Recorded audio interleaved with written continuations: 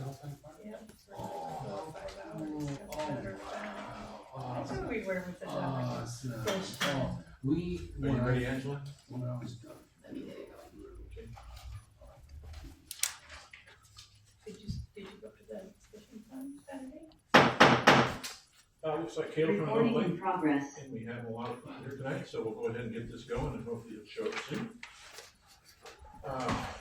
First things first, since I haven't done this in a little bit. We're meeting at the City Hall at 6:01, and we're having a regular City Council meeting. So with that call to order, Angela, would you call the roll, please? Yes, George. Buckles. Present. Flynn. Here. Hebert. Here. Houston. McElroy. Here. Okay. You all rise, please, for the pledge of allegiance.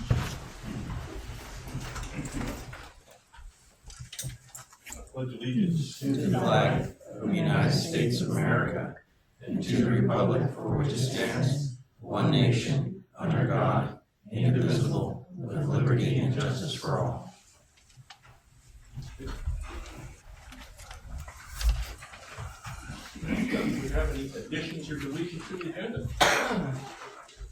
I have none. I think that there's a slight addition. I see that the Rotary finally got their letter to support their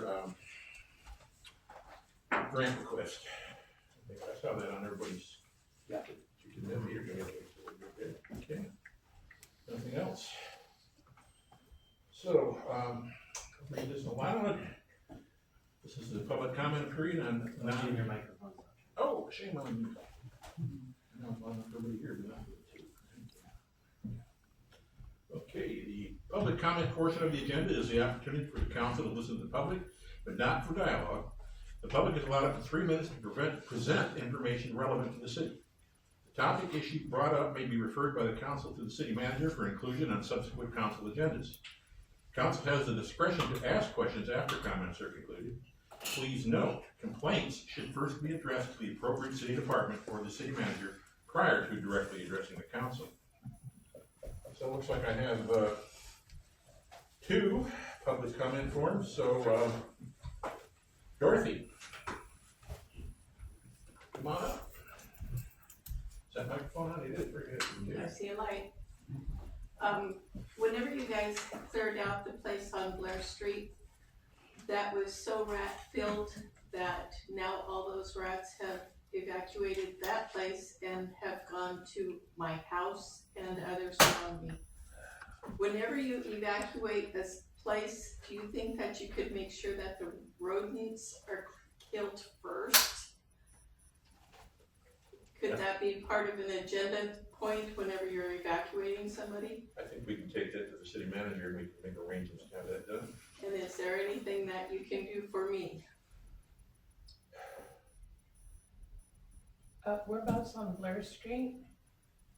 It's, the park is there and then there's Is it Balm? Ball Street. Okay, that's why I couldn't imagine where Blair Street was, but I thought, geez, you didn't say Balm. Yeah, it's that one disastrous place. Yes, that- yes, you don't have to, I know now where it's at. And now all the rats are coming to my house and I'm trying to figure out how to get them out of there. Can Public Works assist them, Preston? Well, it's a tough issue, because the persons that are accountable are people we're trying to abate, we're forcing to abate their house, so they're the ones that we, would have to address that with. I don't think that's been addressed in particular at all. Okay. I know you probably don't wanna give your address, but how many houses away from that are you? It's there, there's a house and then me. Are you on? I'm on Cherry Hill. And I've heard of others right around me that have got rats now too. I wasn't sure if you were on that, is it Yamhill or Sherman Street, or if you were on the. We're on the, my property divides between county and city. The line is right there on me. Okay. I just kinda wanted to know approximately where it was at. Okay, well, we will look at that and, see what we can do. Thank you. Thank you.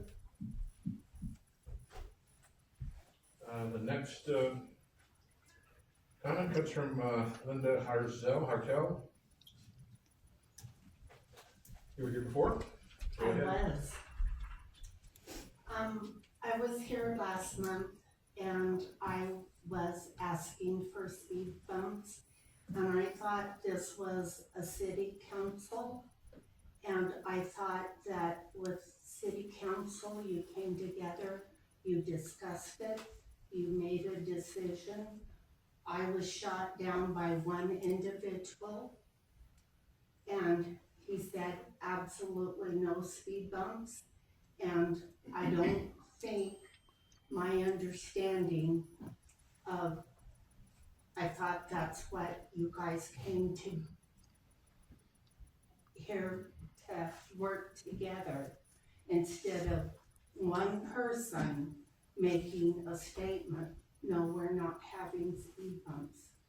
If you lived on Sheridan Road and went through the trauma that I had 5 years ago, and I'm still struggling with it, you would realize that speed bumps, they might not be pretty, but we've got so many potholes, and now we've got dump trucks going back and forth, back and forth, back and forth, and every time they hit one of those bumps, if I'm out in the yard or if I'm in my backyard, I have a panic attack and someone's going to get killed on Sheridan Road and it's not going to be my fault. I do have it on my list of concerns for tonight, Linda, but unfortunately isn't until the end of the meeting. So I thought of a good temporary fix for that, but we'll see what happens when we have a discussion with it. Because we never did discuss it after you left us last time. So. And also, as I read in the public comment description, it can be referred to the council and the city manager for inclusion in a subsequent council agenda, so we can definitely see if we can find a way to get it on the agenda so we can fully discuss it and we'll have the available time to help solve that issue. Thank you very much. And Your Honor, this to me is a law enforcement issue. And this is why Deputy Grant was trying to get in touch with you to talk about your concerns. We have a lot of improvements planned for Sheridan Road next year. But speed bumps aren't part of it. If we have a law enforcement issue, we need to address that from a law enforcement standpoint. Well, someone needs to come. Just last Saturday, my husband and I call it Saturday Speedway on Sheridan Road.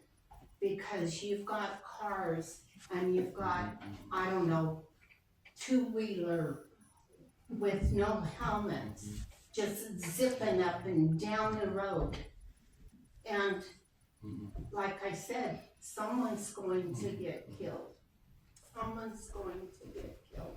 There's more and more people on that road. There's more construction. You know, you've got big trucks out there.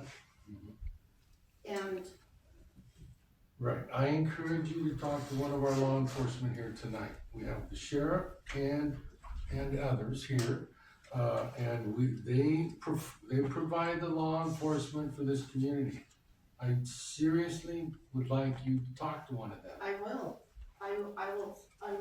whoever I need to talk to. Thank you. Thank you, Thank Leah. you. Okay, well, next up is the National Library Appreciation Week Proclamation. The proclamation in support of our Sheridan Library and National Library Week. Whereas libraries spark creativity, fuel imagination, and inspire lifelong learning, offering a space where individuals of all ages can find and enjoy through exploration and discovery. Whereas libraries serve as a vibrant community hubs, connecting people with knowledge, technology, and resources while fostering civic engagement, critical thinking, and cultural enrichment. Whereas libraries provide free and equitable access to books, digital tools, and innovative programming, ensuring that all individuals, regardless of background, have the support they need to learn, connect, and thrive. Whereas libraries partner with schools, businesses, and organizations to maximize resources, increase efficiency, and expand access to essential services, strengthening the entire community. Whereas library empowers job seekers, entrepreneurs, which I can never pronounce correctly, and lifelong learners by providing access to resources, training, and opportunities that support career growth and economic success. Whereas libraries nurture young minds through storytime, STEAM, which is science, technology, engineering, arts, and mathematics programs, and literacy initiatives, fostering curiosity and a love of learning that lasts a lifetime. Whereas libraries protect the right to read, think, and explore without censorship, standing as champions of intellectual freedom and free expression. Whereas dedicated librarians and library workers provide welcoming spaces that inspire discovery, collaboration, and creativity for all.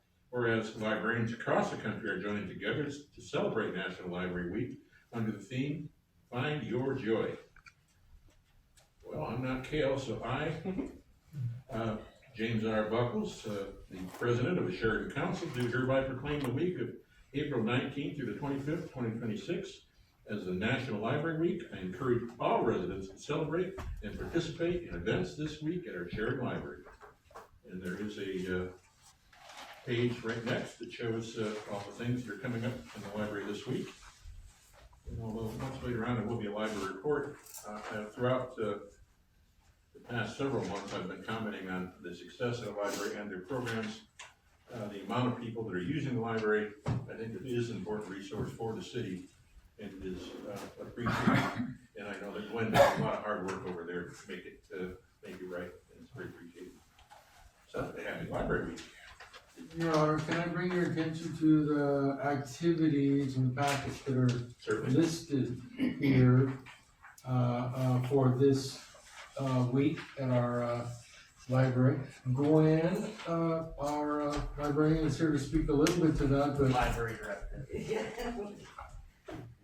I want to thank you all for recognizing the library and the hard work that the staff put in to getting these programs out to the community and everything. Angela and the Sunshine Committee have put together wonderful programs for this week to celebrate the library. We're very excited. We hope you can join us for at least one of the activities that we have going on. Tomorrow we'll have a craft and chat. They put up a banner in the library today and tomorrow's craft and chat. The activity will be to enhance that banner that we can hang in the library. And that'll be from 12 to 4. Then on Wednesday, they're doing a tea and chat where people can come in and have hot or iced tea and everybody can just chat and make those connections with community members. Friday, we will have Mayor's wife, Brooke George, leading our story time for the kids. She's also a former library employee, so we're excited about that and having her back in. And then on Saturday, they're gonna do a plant a seed craft, which is great because it plays into our summer reading program. And this year the theme is plant a seed, read. So it connects with our summer reading program, which is great. And then on Saturday night, the Friends of the Library will be hosting a bingo night fundraiser to raise funds to get things to support the library. So that starts at 5 o'clock. If you'd like to join, they're gonna do a small meal for $5. Bingo tickets are $1 each. There will be raffle baskets. Raffle tickets are $5 each or 5 for 20. So a lot of good things coming up. So we hope you all can join us for at least one. I just want to tell you, Gwen, I mean, this is just a great staff initiative. Yes. Coming That's up amazing. and doing great things for the community, our Sunshine Committee, City Hall, librarians, thank you. Yes. Thank you for all Well, that. and thank you to Sunshine Committee and staff here at City Hall for doing that. We love it. And the numbers do show that you're doing an excellent job. People are using the library. It's not just sitting there as an empty building. They are, we keep growing more and more, slow and steady. That's great. But Thank you very much, Glenn. thank you. Have a great evening. Okay, next up is the YCO annual report by Sam Elliot, Yamhill County Sheriff. Come on down.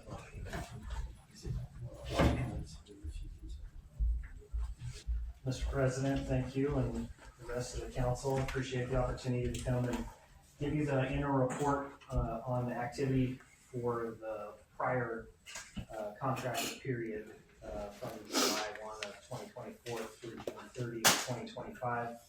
I will just start out by saying that we have done a ton of work over the past year to refine how we're collecting the data so that we can get these reports out in closer time proximity to the actual end of that contracting period or fiscal year.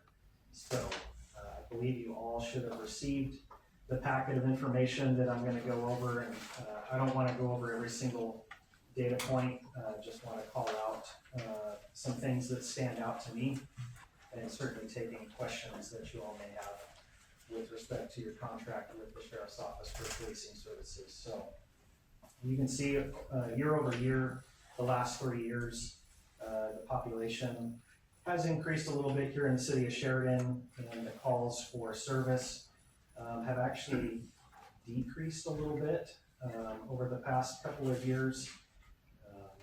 The cases are fairly consistent, and the resolution of those cases are fairly consistent. The next page that is a set of 3 pie charts that show how calls are being handled by deputies here in the city of Sheridan. It's actually interesting that over time, those calls are still being handled and responded to in relatively the same fashion, as far as whether it is one of the deputies that's contracted here to the city of Sheridan, whether it is the deputy that is assigned to the West Rural District for the county, or a combination of the two. Obviously, with the calls decreasing a little bit, but staffing remaining the same, I guess I would anticipate that to be consistent, but it does show that predominantly for the last 3 years, we are continuing to rely heavily on the rural deputy that works out in the west part of the county. It's just the nature of the beast that a city that is grown to be this size and is as busy as the city of Sheridan is, 3 people cannot cover 24/7. And so we do rely heavily on that deputy that's working out here in this part of the county that's responsible for a much larger area to be handling a lot of the calls that are happening here in the city. We are in the process of reviewing again, as we always do, our staffing model and schedule to make sure that we're aligning our staff with when we're seeing the most volume of calls being placed for people looking for assistance, but still something that I have to be paying attention to, because that deputy that's responding and handling calls here in the city is also responsible to handle calls up Gopher Valley and up Willamina Creek and out to Grand Ronde and for a very large area. The next graph is the top 20 calls for service by type. You can look at that, and actually the page after it is the same data, just reflected in a pie chart showing what the most activity is out here, what the call types are. A lot of that is complaint driven or community requested. We have continued to do a lot of our special emphasis traffic enforcement in the 5 cities that we serve. That continues to be the biggest request that we receive from the communities is more traffic enforcement, which I think we just heard about from a community member here about Sheridan Road. So the next page shows how the calls are distributed throughout the week. So we do have one of your contracted folks, at least one of them, every single day of the week. So there is a contracted deputy here 7 days a week, short of, if they call out sick or have to go to training. I will point out that today is a good example of that. Both Deputy Grant and Deputy Brown were attending training today, the alert training, which is the advanced law enforcement rapid response training, essentially mass casualty or active shooter type training. So very relevant to their work here, particularly the day shift and swing shift folks with the amount of overlap they have with the schools.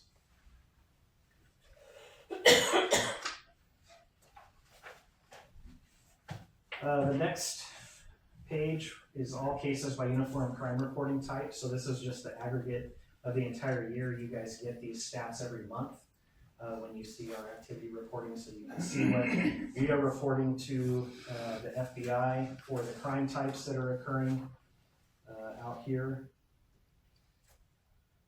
The next page is the investigation status, so it's a reflection of how those case numbers and cases that are being taken by the deputies are being resolved. You have various clearance code types, and these are the codes that are in our report management system. So they have definitions within our report management system. Certainly you can see that the two clearance types, arrest and administratively closed, are by far the most prevalent. So we are seeing a lot of the cases that are happening out here continue to be resolved and cleared by us. The next pie chart is traffic stop outcomes. So of all those traffic stops, which is the most prevalent call type that we have, you can see how those are being resolved either by citation or by warning issued. I think that if you asked 100 people, you'd probably have 95 different variants of a response on whether or not we should be issuing more citations or less citations and more warnings. But I would tell you that that pie chart showing the 85.62% citations, 14.38% warnings is pretty consistent across all of the activity that the Sheriff's Office does. So there is something to be said about consistency, that in those opportunities where education is going to accomplish what we are hoping to accomplish, that's the route that's taken in those cases where it's either a safety issue or it's egregious of enough of a violation, or the person has a history where they've had multiple stops before for the same, they're receiving citations. And I think that some of that comes with individual personalities that are also assigned. So currently we have one deputy assigned up here that is very, very active doing traffic enforcement, and your municipal court probably reflects that. One of the things not included in the report that I just wanted to mention from this reporting period is our Special Investigations Unit detectives handled 93 cross reports from DHS. So these are reports that come to us from DHS with concerns of child abuse or neglect. So those are going straight through our detectives division versus being handled by one of the deputies at the road level. We also executed 5 search warrants in the city of Sheridan during this reporting period, all 5 of them being related to what is called CSAM, or child sexual abuse material. So our detectives continue to be very, very busy across the county, but certainly serving 5 warrants here in the city of Sheridan, it has been a little bit of a more concentrated number of those types of cases for this portion of the county.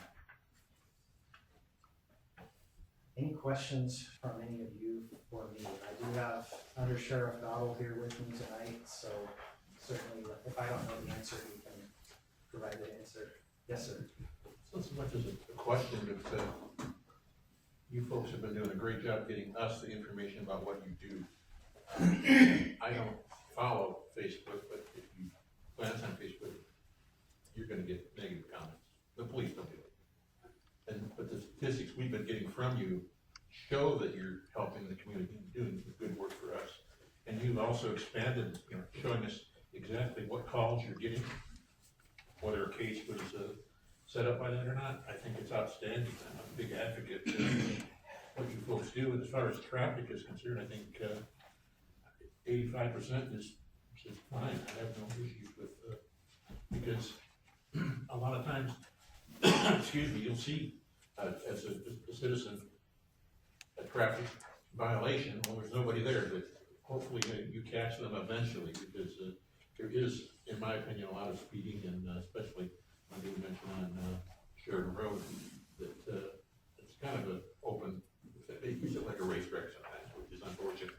But I know you folks have been working on that. One day I just happened to be walking along and stopped and talked to a friend of mine, and there was a sheriff's deputy sitting in the mobile home park, and I think he made 3 stops just in the time period I was talking with a friend of mine, and he came back and just mentioned fish in a bucket, because Sheridan Road has that reputation, and they're gonna speak down it. So I think it's great that you're showing it, all these statistics that we can see where you're helping us, and also the job that you do is a tough one, and we appreciate it. Thank you, I appreciate those comments. Yeah, we certainly, I mean, we have a Facebook page for the sheriff's office. There's all kinds of other pages and forums that people offer their thoughts and opinions and commentary. And I would tell you, by and large, the comments that we get are positive. Certainly, we are not perfect. We do make mistakes as individuals and as an agency, and we try to take responsibility. We also have a little bit of thick skin, because you're never gonna make everybody happy. And certainly, you know, there can be something going on literally 2 blocks away, and unless you happen to be right there, you would never know that there was a traffic stop occurring 2 blocks away.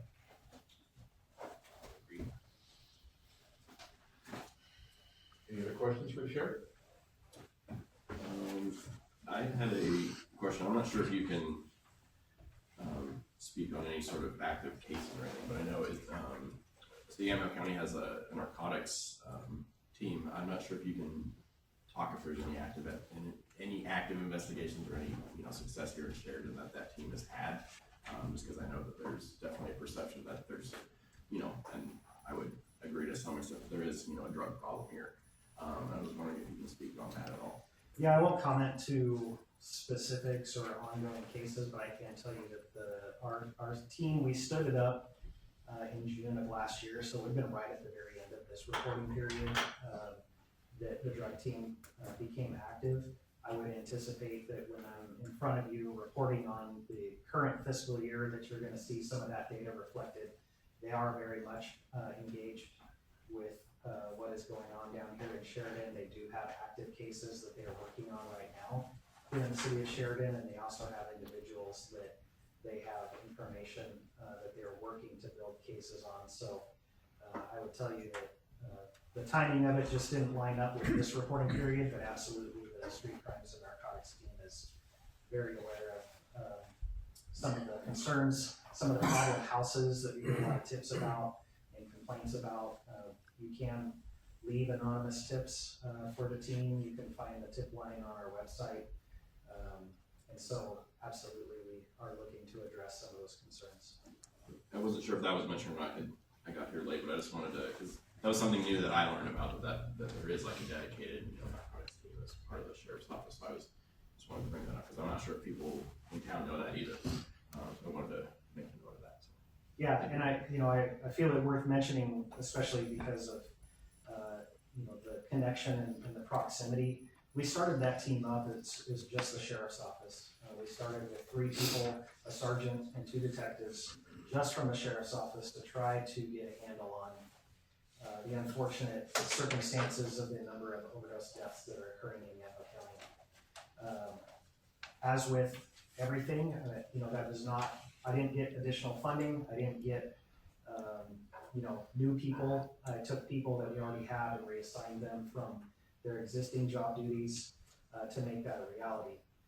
We also have lost a grant funding stream that we had that was helping to continue that program. And so due to some of the staffing needs, we did have to pull one of the detectives back into our special investigations unit. So it left us with 2 people. But back in December, we were able to finalize an agreement and pilot essentially a trial period with a detective assigned to the drug team from the Confederated Tribes of Grand Ronde Police Department. So we are back at a team of 3, 2 from the Sheriff's Office and 1 from Tribal Police, and that has definitely strengthened our presence in the West Valley from Grand Ronde all the way through to make them better.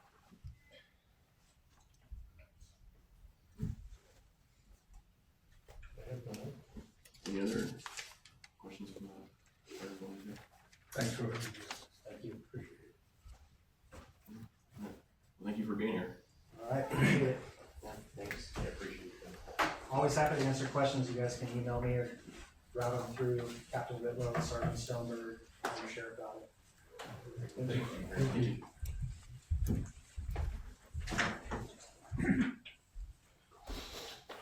I guess that's more than you said, but you got to be ready to Okay. So, yeah, next we have the consent agenda. It looks like that starts on page 25. Are any questions or comments on this, Peter? Move to approve the consent agenda. Okay. Any discussion on that? Of course. Yeah, that's okay. As far as the notes of council minutes, two items. I tried and I wrote down where I put them and then I can't find them now. On page 28, at the top of the page is mentioned the motion I made to approve the landscape plan for City Hall from Redemption Gardens for the amount of $4,760.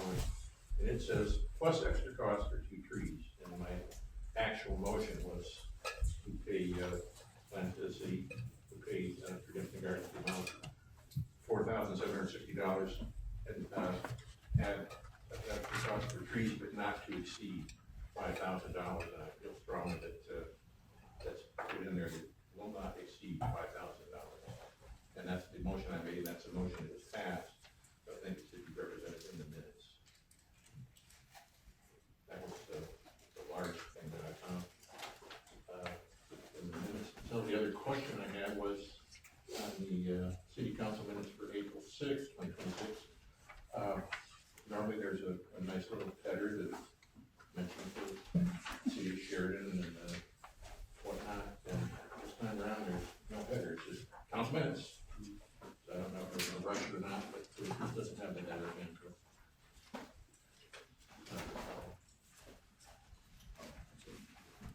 Should I keep going or let somebody else jump in on the minutes?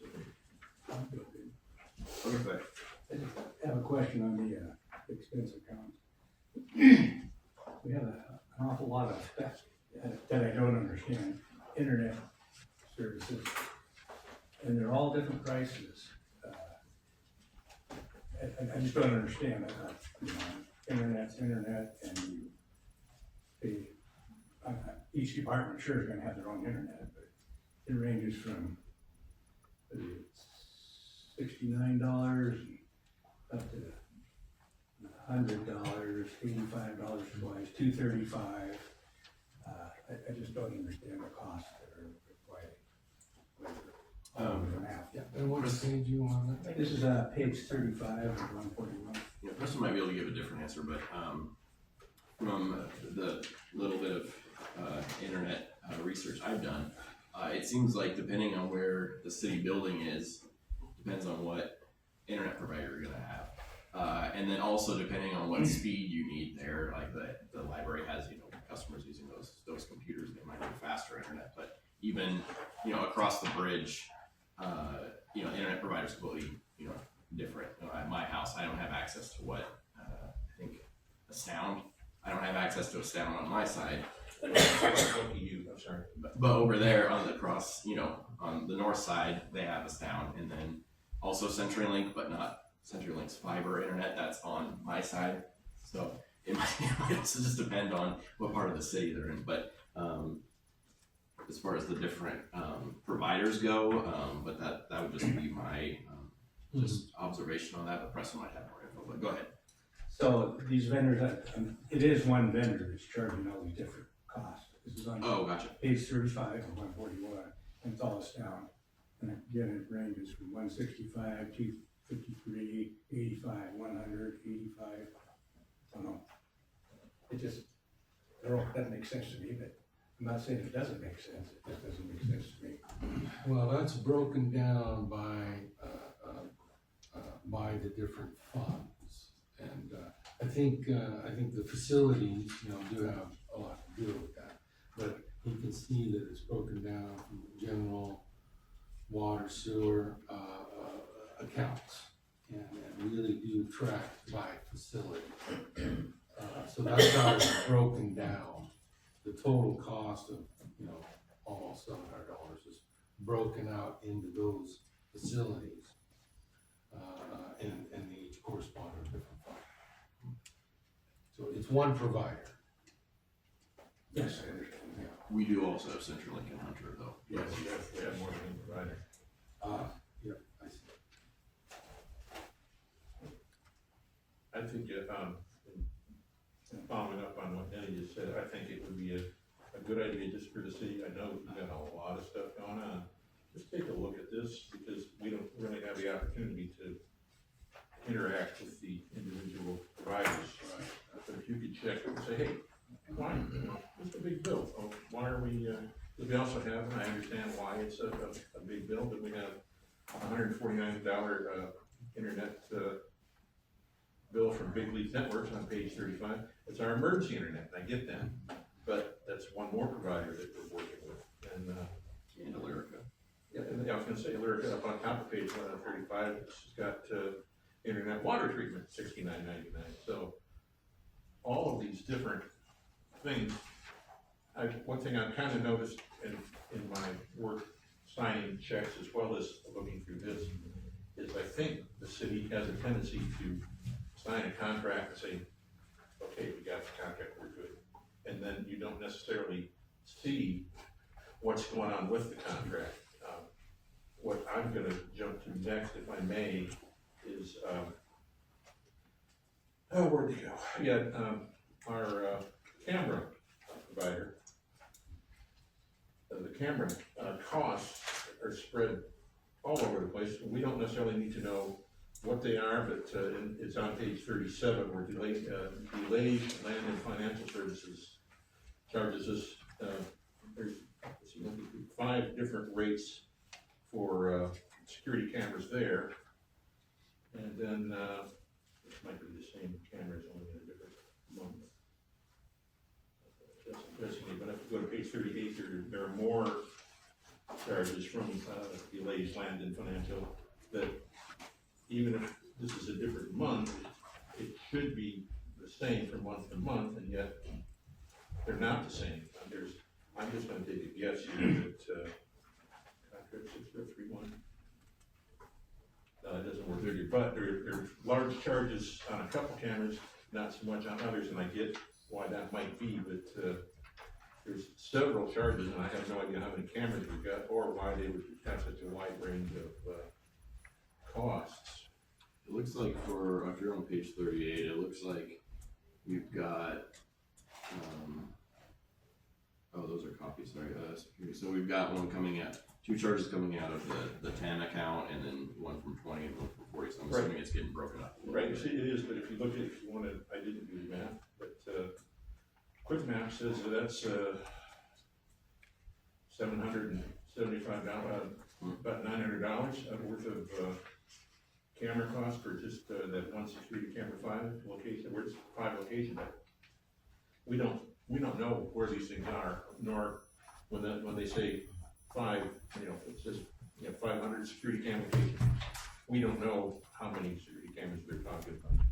But I'd like somebody to take a look and just see what's going on with that, because we're having this company charge us for cameras and the ability to watch the cameras, but then if you go to page 42, here's another charge from PX Solutions for $588.79 for dome camera leases monthly bill.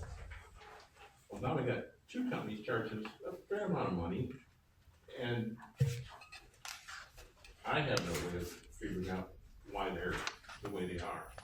It sounds to me like, are we renting the cameras to one company and then another company is actually allowing us to use them? I don't know, I don't understand. But if we could find out what we're contracting for, so we could get a better grasp on how much money's going out, I think that would be wonderful. I realize that you've got a whole bunch of things going on, but I've noticed this monthly, that it changes monthly too. It isn't always huge, but then again, turn around and bam, hit you right in the eyes that there's a lot of money going out, but it's not easy to grasp why there's so much going out. Okay, I've got maybe a suggestion that might, because I think we talked about the security cameras last week, or last week, or 2 months ago. Yeah, they're right last regular meeting, yes. But, before I do it, Peter, will you? I was gonna say exactly that. I remember we were talking about exactly this, sort of, not quite as in depth. Turned out to be 3 different contracts, ignoring the PAC one, that are just split up by account. But, unfortunately, these are pretty normal rates for business security cameras. I think a lot of the price is just gonna be the data that they use, if we're storing it with the company. Jim, I to guess, that effect, but. I guess if you wanted, and I can look at this too, if you wanna take it one step further, staff might be able to pull the contracts for those. Yeah, I'd like to, because I do sign the checks and I see what's going on, I see the receipts and it's hard to argue with a receipt because you still don't know what it's exactly saying. It says camera, location, blah, blah, blah, here's your bill. I can't tell what that really means, but if I can see what the contract, what we're paying for, I'd be glad to take a look. It's, especially the PIAC, contract that we're paying extra money for what? I don't know. Preston, would that be something that me and Jim could get emailed? We can come back next time and see if there's anything. Yeah, I talked to Jim, said we'd, take a look at that once we got our budget done. But apparently it's a higher priority, gotta have it now, so that's something we'll have to look at.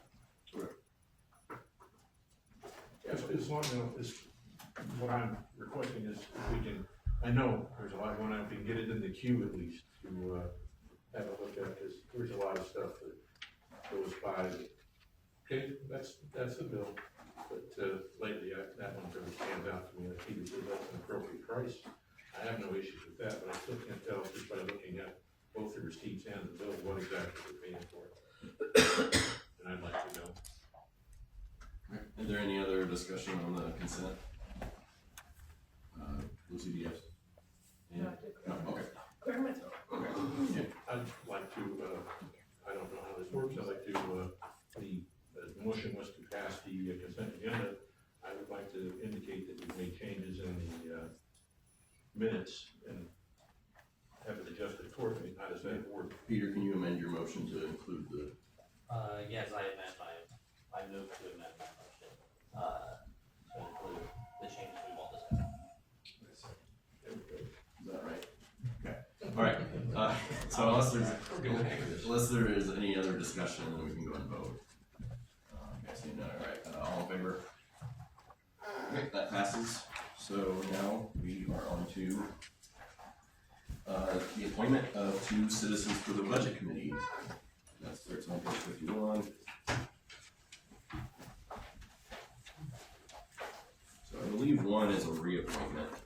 I believe Judy is wanting just to have an additional year. And then the new applicant will be Larry Geibel to a 3-year term.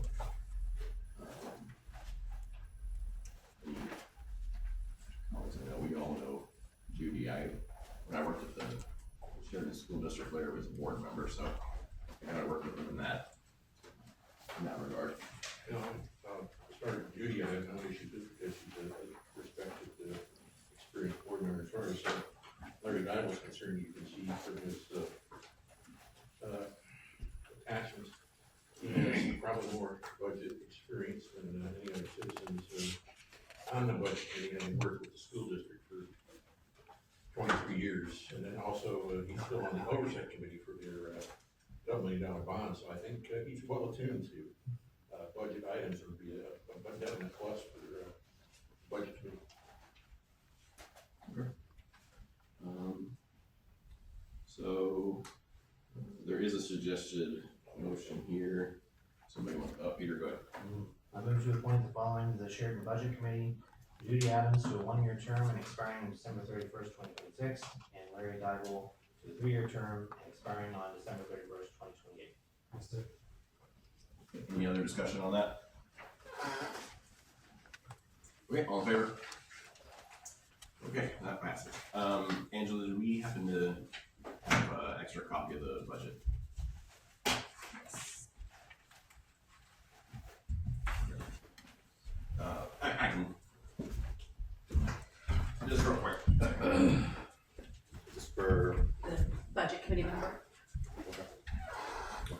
So this is our calendar on top, and then the rest of it is last year's budget. So.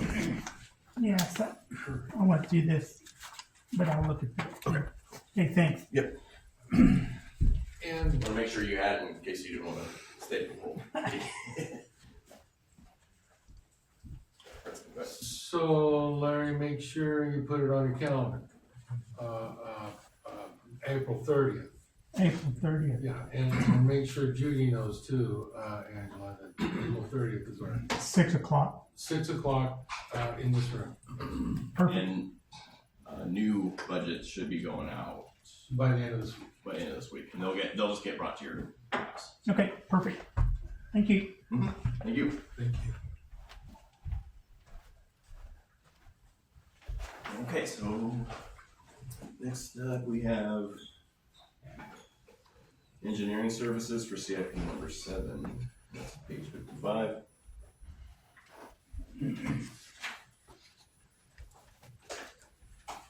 Okay, Preston, you want to talk about this? Sure. So this project, the sewer main replacement, you're aware, we've talked about it at council a number of times. And the good news is that the state, through Business Oregon, has approved our change in scope and the work plan to get the change in scope done and the environmental review done. And the contract you have before you is that scope of services. So, if that work can get done in a timely manner, then we ask to extend the work again for construction, and that the rest of the grant be used for the construction phase, which would be next summer. So there's a couple pieces to this, but we're very happy to be where we're at to try and utilize this $708,000 grant to put into Yamhill Street. So this is an important next step to approve this scope of work and keep that project going. Jim? I want to keep the project going, and this is just for the engineering portion. Correct, it's all paid for from the grant, correct. But has the grant been approved that we can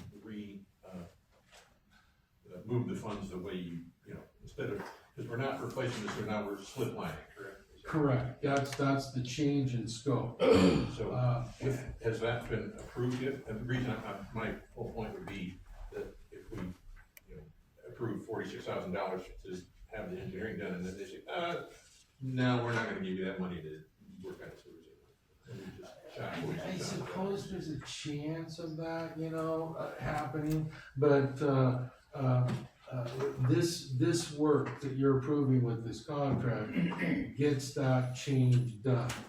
It does all the engineering and environmental to get that scope of work done and get that approved for the next phase is really the construction. So, this is a real good place to be in this process to have the grant repurposed. We're not quite there yet, Jim, but we've got the okay that they've accepted the scope of work to get their grant changed and repurposed. So this is actually a good thing to show them, hey, we're proceeding in an open fashion to make this easier once they allow us to repurpose the rest of the grant. Oh, you bet. They've been on board since the beginning of this creation of this scope to do exactly what they need. Yes. And we are anticipating getting that approval, that work to be done, and then getting approval to construct, and then we finish the work with the grant next summer. Not this coming summer, it would be the following, 2027. And I guess the only other question I have is we have a entirely different grant for Sunset Park, that's not what I'm gonna talk about. Can we hold off getting the work done all the way to 2027 without affecting the grant is still gonna be valid through 2027, I guess is my point. Well, they only, grant by phase. So, this work under this contract, if you approve it tonight, they've extended that work to be done until May of next year. Well, it shouldn't take that long. Okay. The sooner we get it done, the better. But once that's done, then you apply to extend the construction phase part of the grant. And that's when they would go through and say, okay, you're now approved for that portion. Okay. I move to approve the scope of work from Verdantis to, in the amount of $45,471 for engineering through the construction bidding phase for CIP project number 7, Yamhill Street Sewer. Okay, any more discussion? Okay, all right, all in favor? Unanimous, all right. Okay. Item 3 is update CIP number 12, Hebert Memorial Plaza Phase 2. And I believe we discussed this at our last work session. So kind of okay. Let's. Preston, is there anything else you wanted to add on this? A little bit. The council wanted to do the riprap and we wanted to move forward with the handrails. And so this shows that this is, the money will be there to do what council wants. And what it doesn't say is exactly how we want to get it done. You know, Danny and the council might have one thing on security, but we've got some riprap in the current phase 1 that's more, not really security, there's also fencing in there. So it's up to me to make sure, we're not double counting anything here. Working with the existing contractors and change orders to get what's done in terms of riprap and fencing for security. Ernie Hebert has some great ideas how to meld this all together.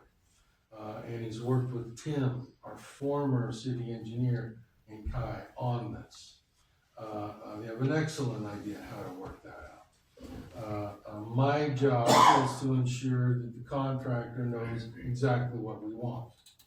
And the contractor is not proceeding on that work until he gets direction from the city on just how we want the fencing and the riprap. So I've got money in phase 1 to take care of all this, and I've also extended some funding next year. So whether it gets done this, you know, before July 1st or after, really doesn't matter. It's gonna be paid for from these improvements, you know, these phase 1 and phase 2. So the handrails is definitely something that'll be done next fiscal year. That's beyond, you know, the whole phase 1 thing. But a little more coordination needed to make sure council gets what they want. And we work that through the contractor that's on the site right now. And let me just take a minute and say how great it is to be working with Ernie on these things. He's got the history, he's always positive, he's always there when you need him. I'm dealing with a lot of property issues, a lot of owners down there. They come in many shapes and sizes and flavors. There's a lot of disagreements. It's 100 years of disagreements among those owners.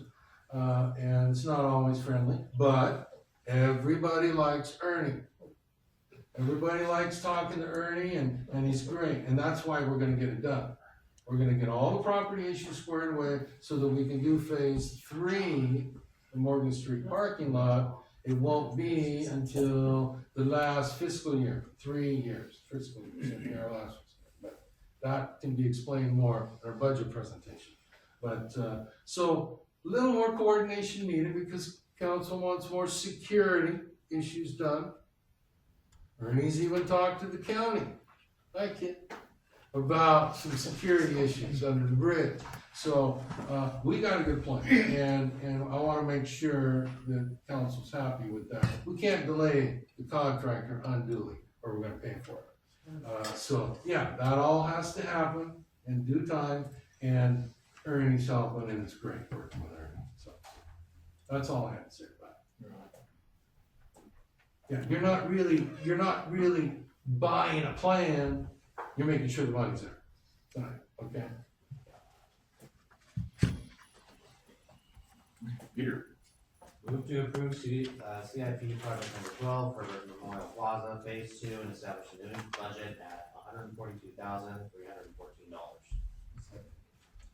okay, any more discussion?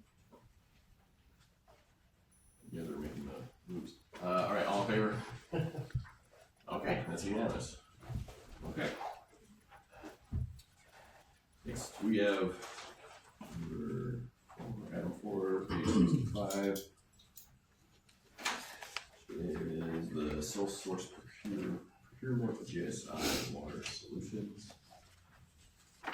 It's a lot of work, a lot of contract here, I'm sorry about that. We're not reinventing anything here, we're just taking what other cities have used, changed the names, and giving it to you, okay? This is a sole source contract for GSI to come in and do the non-point water quality, analysis for, the city of Sheridan, Willamina, and Amity. We're in a IGA. You remember us talking about that project before. Sheridan will be the fiscal agent for a $50,000 grant. We are gonna manage that on behalf of the 3 cities, and this would be the contractor to do that. The other cities are on board, and as well as, the state is on board. They're one of the preferred contractors. And so this is a sole source contract to, award that and begin the work. I was looking through here again, I didn't catch it. Is there anything in here about where they're gonna test? Or is it just kind of, the water source in general, or is there like a specific point? I don't know, I'm Not- sure not it given to is. them, okay. I worked for GSI for many years. Usually on water rights and transfer water rights, acquisition of water rights. This is a little bit different, I haven't worked with them on this, but great reputation, great, it's a great agency. We're gonna tap into their water rights while we got them captured, on this project, we're gonna be talking to them about water rights and things. About our water rights? You bet, but that's, that's aside from this, this project, that's aside from this project. That touches on something else that I'd like, just to see exactly what all we have, because I have a feeling we have more than we know about, which is a good thing, but if we're not using them, then I'd like to figure out how we can start using You bet. all the water we can, so. I'm assuming, up Stony, but, okay. Correct, yes, that's on our list for CIP, that's good, you bet. Okay,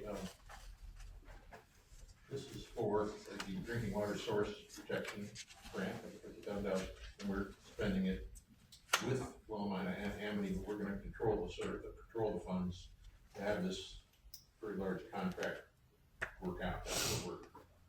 That's what we're getting toward, and what I wrote down is, I tried to put it in more layman's terms. The city's gonna pay GSI $50,000 for the grant received for a drinking water protection plan completed in August 2027. That's what this is? That's what that is. Okay, that's in my language, and then, even though it never says it other than in the first paragraph, this does include Willamina and Amity, so all 3 of us will have a drinking water source protection plan by August 2027. Correct. Okay. Yeah, and that's the, Willamina's drinking source, as far as I know, is Willamina Creek, is that? I don't know. Okay, do you know? Okay. Sorry. It's the intake, they just redid it, it's on Willamina Creek. It is, okay, that's what I was thinking, is it was there, but I know they were doing some things, but Amity's on, the Yamhill River. So, and some of the year, ours is also on the Yamhill River, so we share a water source, so that would be, alright, that would be beneficial for all 3 of us, but especially us too, because we have the same water source. Right, exactly. Okay. There's no draft, motion to jump into, Peter seems ready. Well, I was gonna ask, I are we needing a motion or do we need consensus on this or? Yes, it seems like maybe there might have been a page left off, I'm sorry about that, we didn't have the recommendation, but yeah, just in your motion, you talk about, awarding this contract, sole source contract to GSI, Water Solutions for the, non-point water source analysis. You can say so moved too, cause you kind of just. Yeah. So moved. Okay, Thank you. is there a second? Second, yeah. Okay. Alright, any other discussion? Okay, alright, all in favor? That passes, okay. Okay, now we're on to the, community grants. That starts on page 89.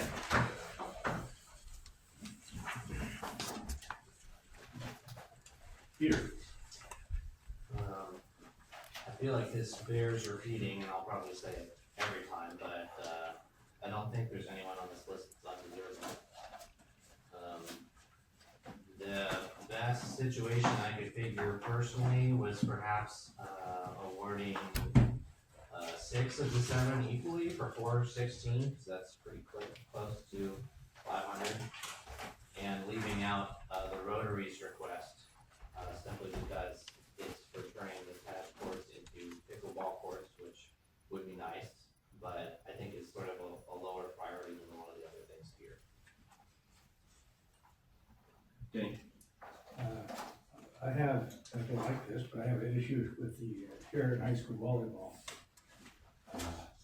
They have no money in their budget, none. They haven't done a car wash or a bake sale or clean up citizens' yards or, so I support them, but I don't see any involvement on their part, they just, because they have nobody.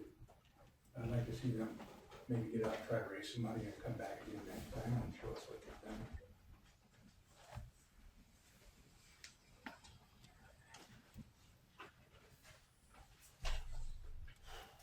I just was checking to see if this was,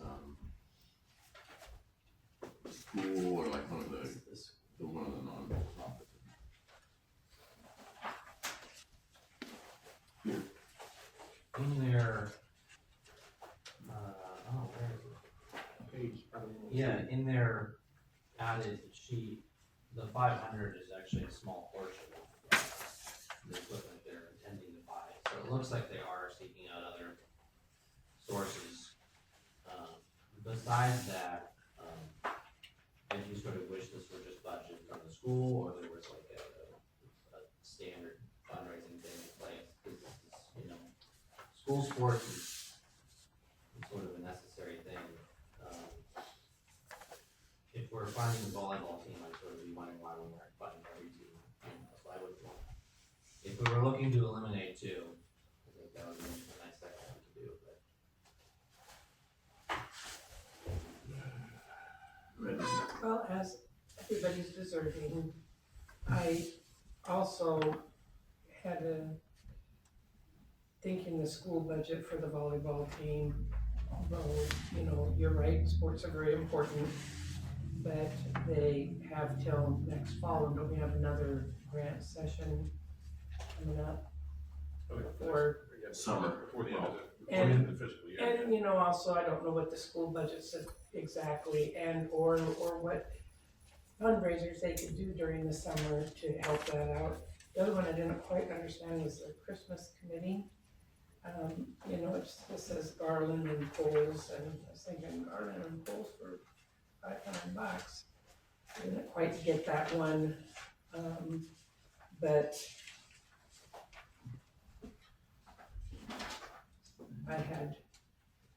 it just says they want garland, and I was thinking, what? I'm not sure what poles, it wasn't really explanatory, but then again, I didn't think I had to work that hard to try to figure it out. I Has haven't, I haven't checked in with this committee, but I'm assuming it would be the polls downtown on Main. That's my assumption, so I don't know that. Well, I always thought you can't touch anything, those, you know, like that we have something that, we were thinking about putting flags on the poles. I mean, isn't there something about ODOT or something in the poles and you can't do it without asking them or kind of Oh, crazy maybe. stuff like that? Maybe the ones on Bridge, but, Jim? It does say they're not just, they put garland on their application, but if you read their letter, they're saying require additional decorations, lighting, and materials. I don't know their whole plan, but I know, the reason we have the snowflakes that we have is because, Special Electric bought them and put them up. The city really didn't have much to do with that. They took donations, which allowed them to get more than 1 or 2 snowflakes. I would hope, because they've got a cost on their project of $1,680, they probably should have fleshed that out a little bit better so we can see exactly why it's costing that much. But I do think it would be good to go ahead and help the city look at Christmas time. Huge rain to begin with, so it's kind of a drab kind of time. But if we, you know, if we spruce it up a little bit, if you go to Willamina, we've got the lights across the street. It looks a little more Christmassy, and I think that's what this committee is trying to do. But I'm guessing because they didn't, like I said, they didn't flesh it out accordingly. But they said garland, but they're also talking about lighting, which is a little bit more than just some green stuff on the walls. Well, maybe I was at a revitalization, I don't know if the city was, it was a meeting, and maybe it was a revitalization, trying to get little banners for the holidays. They got them in Dundee, they're really cute. I can only think of one that kind of said like wine country, but forget that, they had some kind of a Christmas greeting on it. And I believe Gary Brooks even had some mountings for the poles, and they just had a great big stinkola on that whole thing. And needless to say, they never did anything because they had to go through a lot of rigmarole. But I do know revitalization was trying to get, you know, anything from, I don't know if you know this or not, I can't remember if you were there then or not, but like they were gonna try to light up the bridge at one Oh, time. yeah, $70,000. And, well, I always thought they could do that cheaper, but anyway.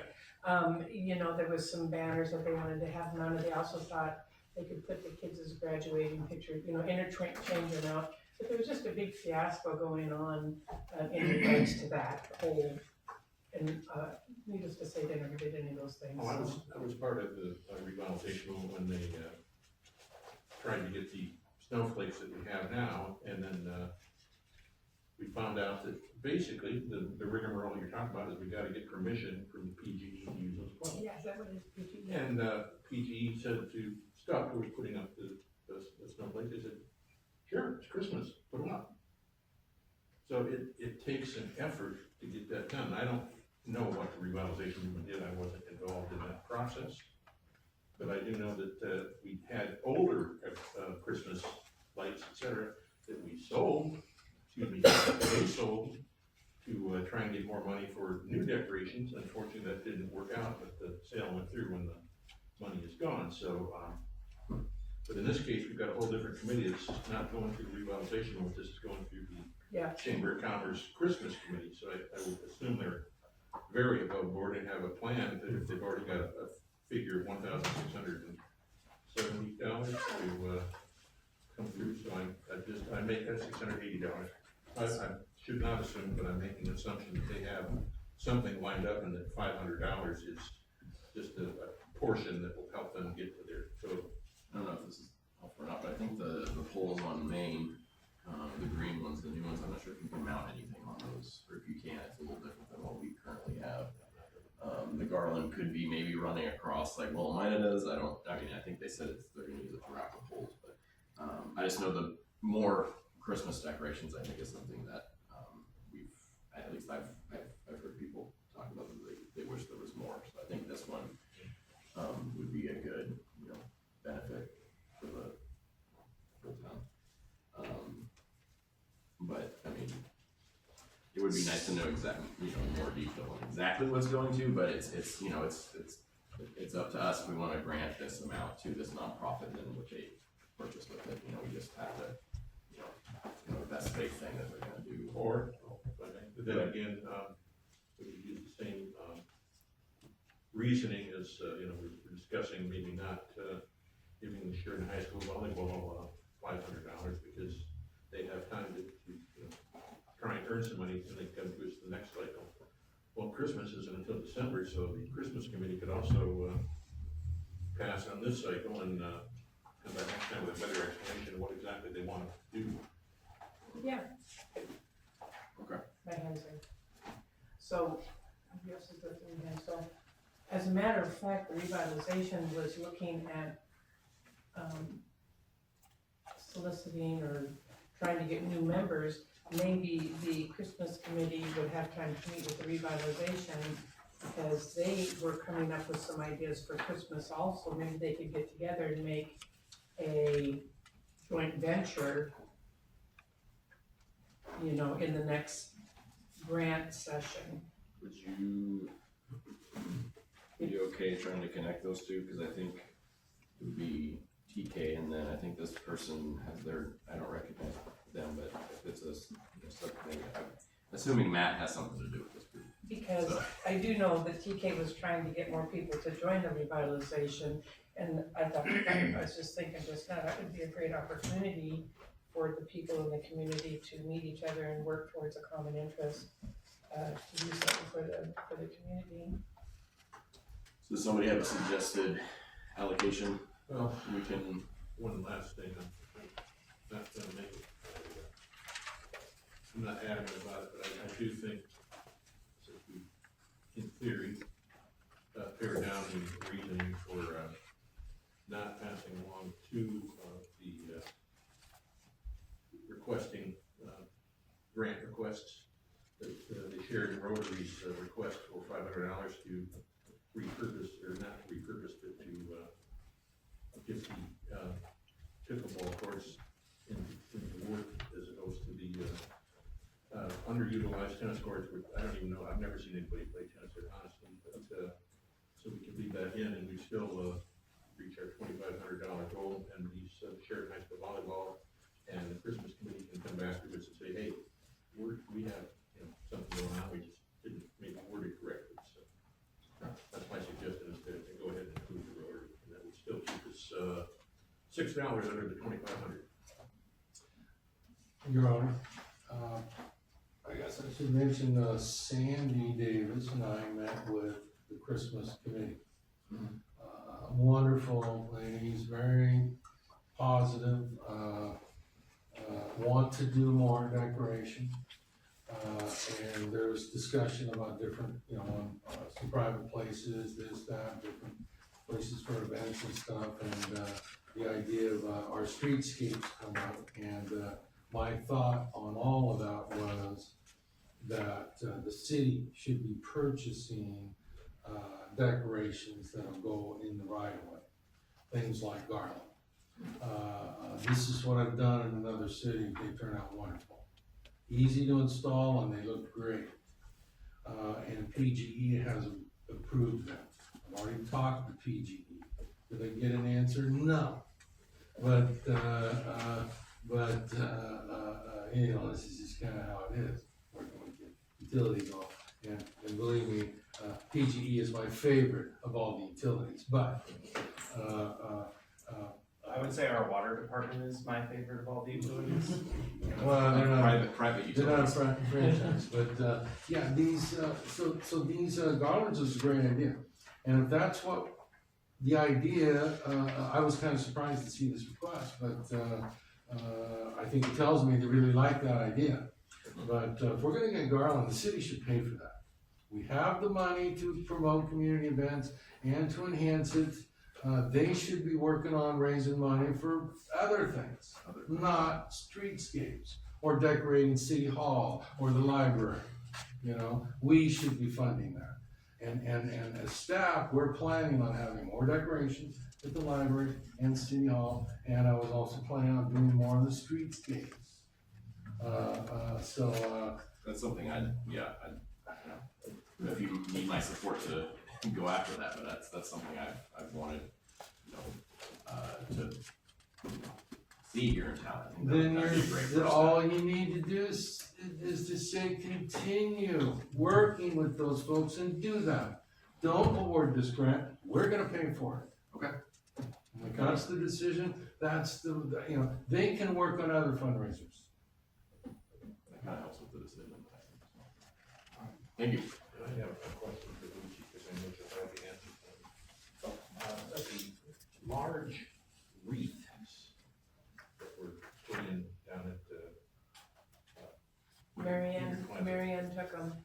Okay, so they're right now, they're in the possession of the Rotary, Chamber of Commerce? I don't know, she took them, at the time, I can't remember who exactly put them up, but there was 3 of them, but they weren't up this year.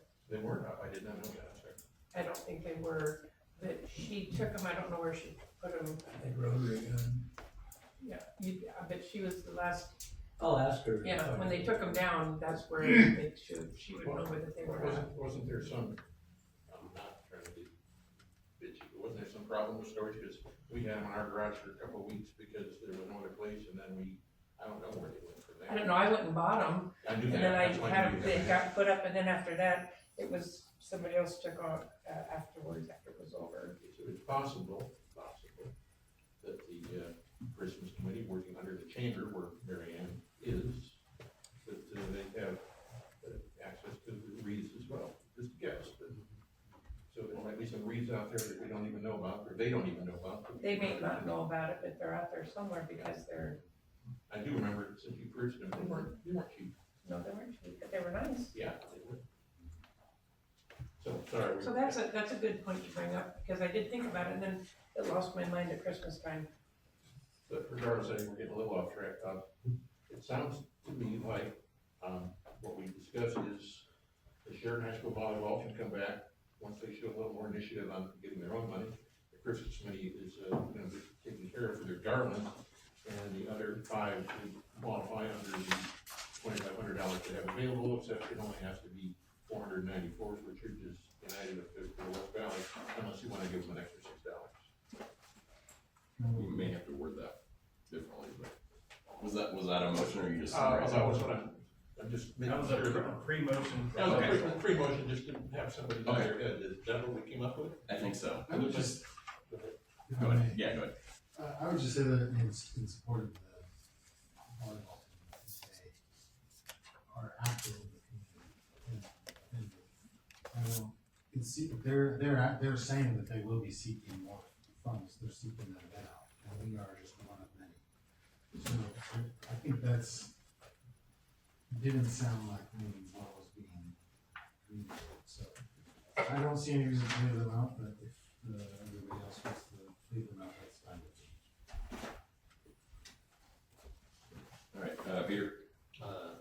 Acknowledging that I agree about them definitely looking for funding elsewhere, I think they've already kind of put some effort, but, on other principle, sounds like it's consistent in the room, I'll make a motion to leave them out here.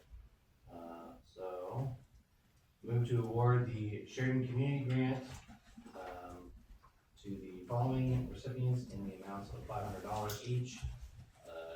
Sheridan Rotary, Churches United for West Valley, Sheridan Revitalization Movement, Art Conspiracy, and West Valley Community Campus.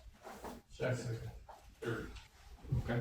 Any other discussion? I do have one thing, I think Peter made a great point about the volleyball team. They get money from us, well then here comes the football team, and the wrestling team, and the basketball team. I realize they need money, and I support high school sports, and when I was in high school, the Sheridan won the state championship in women's girls volleyball. So yeah, sports are great, but I think we shouldn't be the sole source of funding for their uniforms. I think that's a good reason to let them sit for a minute till they reword their request and show that what they've done to try and get their money that they're looking for. Okay. There's no other discussion, then call for a vote then, all in favor?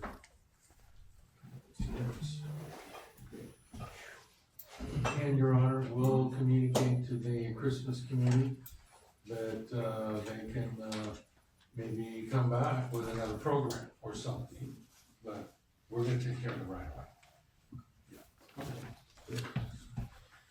Okay. So next up, our last action item, we have the interview of candidates and appointment of a city councilor. So Preston, you wanna talk a little bit about the process here? Do you wanna have Just suggest a process that's worked real well, yeah. I'd just like to ask one question before we get to the process. I noticed that, two of the signatures were redacted and one wasn't. Is there a reason why they redacted the signatures or why they didn't redact the third one? That who's not here anymore because he's decided to, be an applicant, but, I understood the redacting of the addresses. I understood that their signatures confused a little bit. that might just a typo or mistake? It's normally recommended to redact signatures, but I think the unredacted signature was unintentional. Okay. That's what my point was, right.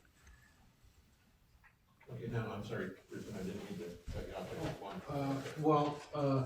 Just to suggest a process for the two candidates tonight. We have,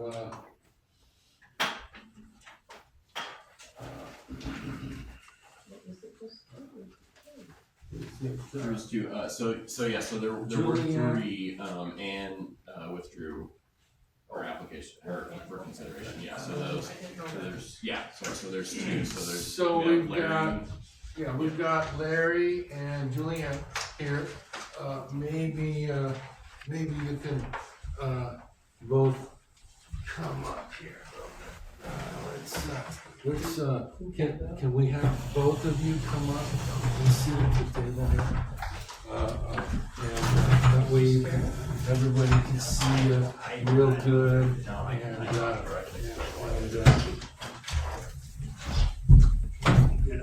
pull up a chair there, Larry, there you go. Larry and Julie, can everybody, yeah, there, let's move You guys this just out have of to the way. share a mic, but we kind of put it in the middle, yeah. So, yeah. Okay, so the thought, and this is just a suggestion, to involve everyone, but, the idea is, Larry and Julianne are here as candidates, and the process would be like this. The mayor asks a question, both candidates answer, then Jim, and you go right down until every counselor has a chance to ask a question. At that point, maybe somebody else wants to ask. If you wanna have some give and take at that point, you certainly can, but you'll close the interviews and then you deliberate. But, so, you're A, Julianne, Larry's B, okay? So if the mayor were to start asking a question, Julianne, A, starts first, and then Larry answers. The next counselor, Larry talks first, and then Julianne answers. So you rotate, so nobody has an advantage, to think more on the question, And you can call me Jules. Jules, okay, Jules, does that sound like a good process? But is any of that come up with?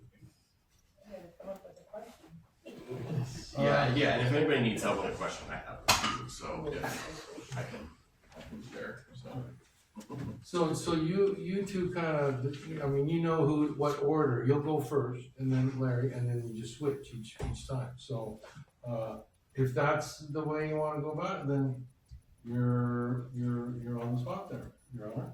Okay. So, well, first of all, thanks both of you for applying and being here, your interest. I got a chance to talk to both of you, so, that was, great, and I'm glad you're still interested after talking with me. So, my first question, is, so, it's late April, so there's a few months left until, the election. So, how is the public interest best served by appointing you with this, window of time, left? Good question. Wow. Let's see. You mean me versus him, or just in general? Just you specifically. I was gonna say, I don't know anything about him. I really love this town. And I try to be pleasant with everybody I come in contact with. I try to take everybody with a grain of salt, and I'm open to people's suggestions, and I'd love to be a mediary to help with making things happen for this town in any way that I can. I have a lot of availability. I don't have children to worry about, you know, going back and forth to schools and such. My schedule is fairly open.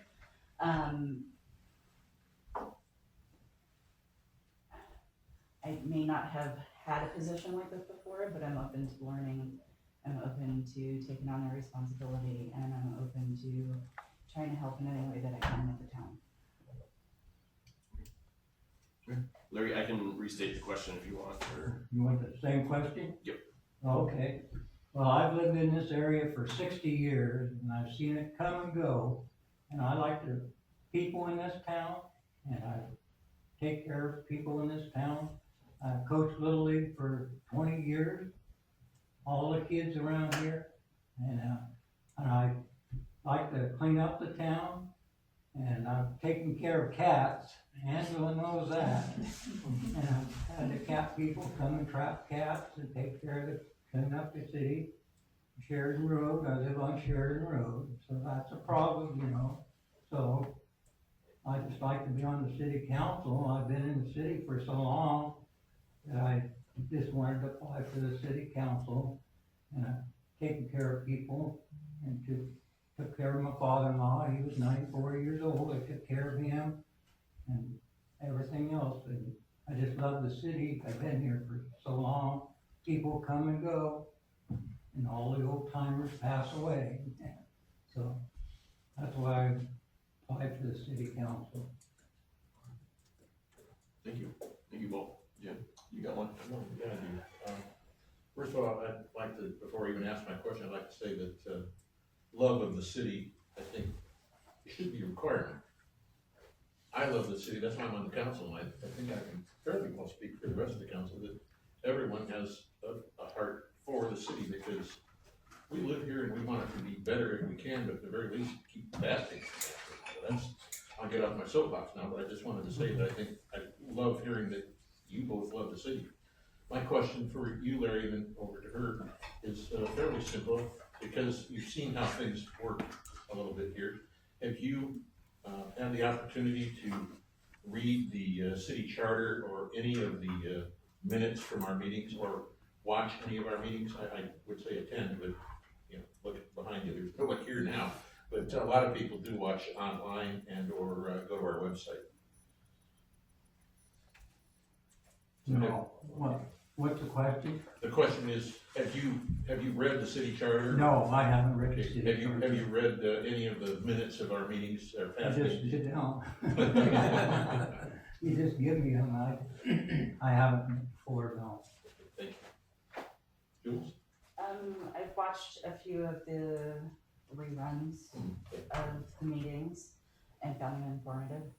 I did pull up the packet on the website over the last couple of days, because it's only been a few days since I met with the two of you, and got through that finally today.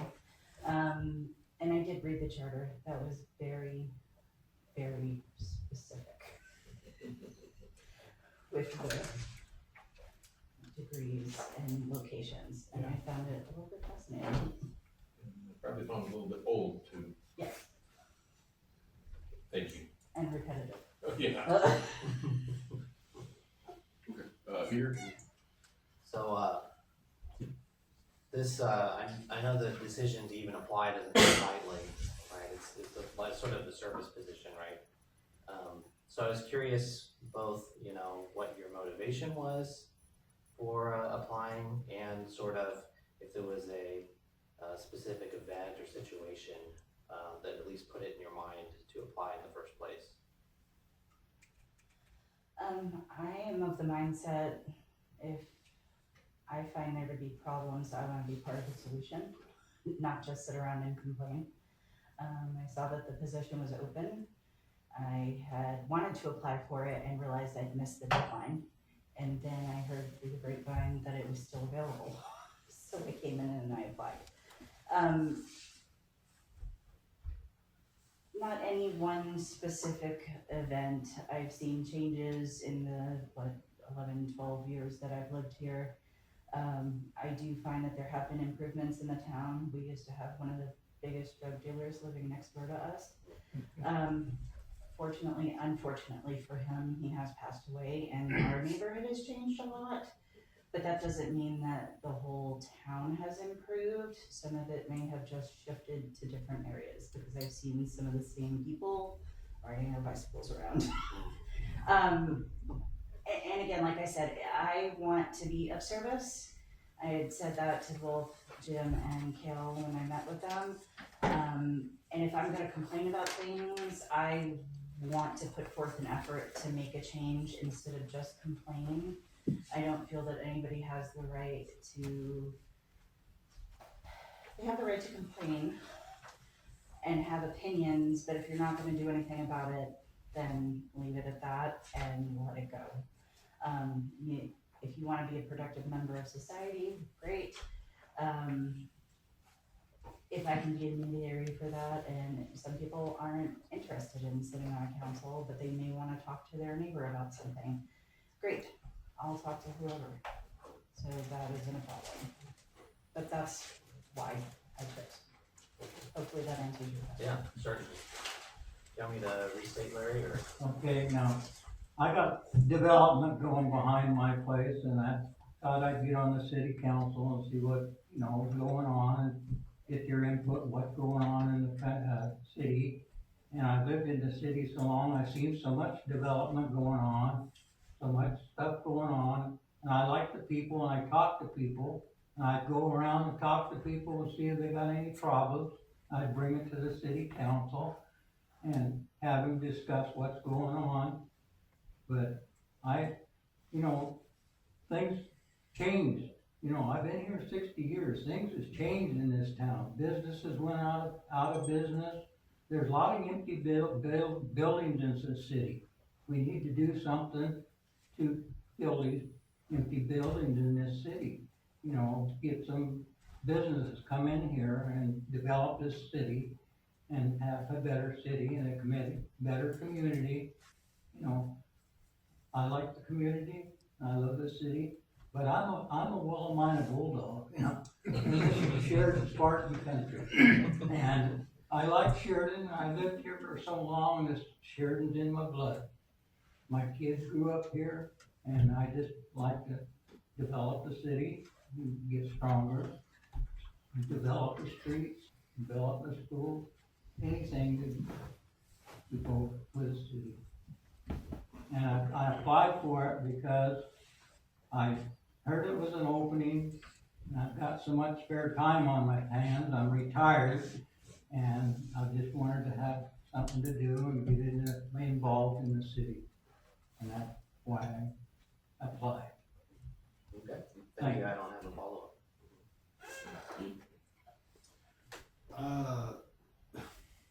I think there's, I myself was selected for this, to be on this council.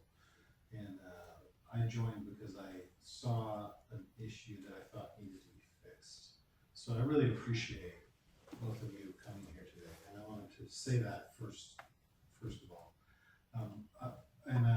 So I don't want to sound like I'm going to be being like, do you know what you're getting into here? But do you know what you're getting into here?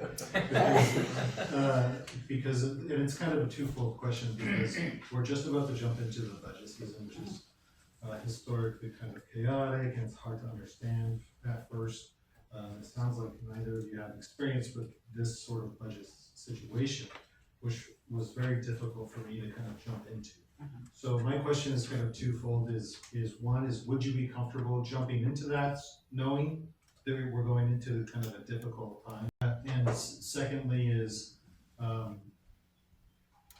would you run for election if you were to be selected today? You mean the general election coming up in November? Yes. If it rerun again? You would have to run for election, Yes. if you were to stay. Yeah. So would you? I would rerun again. Okay. But I've had 2 years of bookkeeping, 1 and 2 in high school, so I know what's going on in the budget. And worksheets and stuff like that, I know what a budget is, and budget wouldn't bother me at all, you know. Cause I'm real good at math, so, but, no, it wouldn't bother me anything, but budget. Thank you. Yes, I would run in November, September, whenever it is. And no, that wouldn't dissuade me to get involved in budget affairs. It'd be interesting to me, actually. I may change my mind later, I doubt that, but no, that would be fine. Okay, thank you. You're welcome. Thank you for asking. Dan? I wanna thank you both for stepping up. It's really, this can be a thankless job. Oh, yeah. And, I was appointed the first time, elected the second time. And I found, if you really get involved, it takes a lot of time to do your research that you need to do. Sometimes it doesn't, sometimes we have a real easy week, but mostly it's, you gotta do a lot of digging to find out what's really behind the ink. So it just sounds like you both have time to do that. If you're willing to do that, that'd be great. And again, it just, I really appreciate, because it's just hard to get people to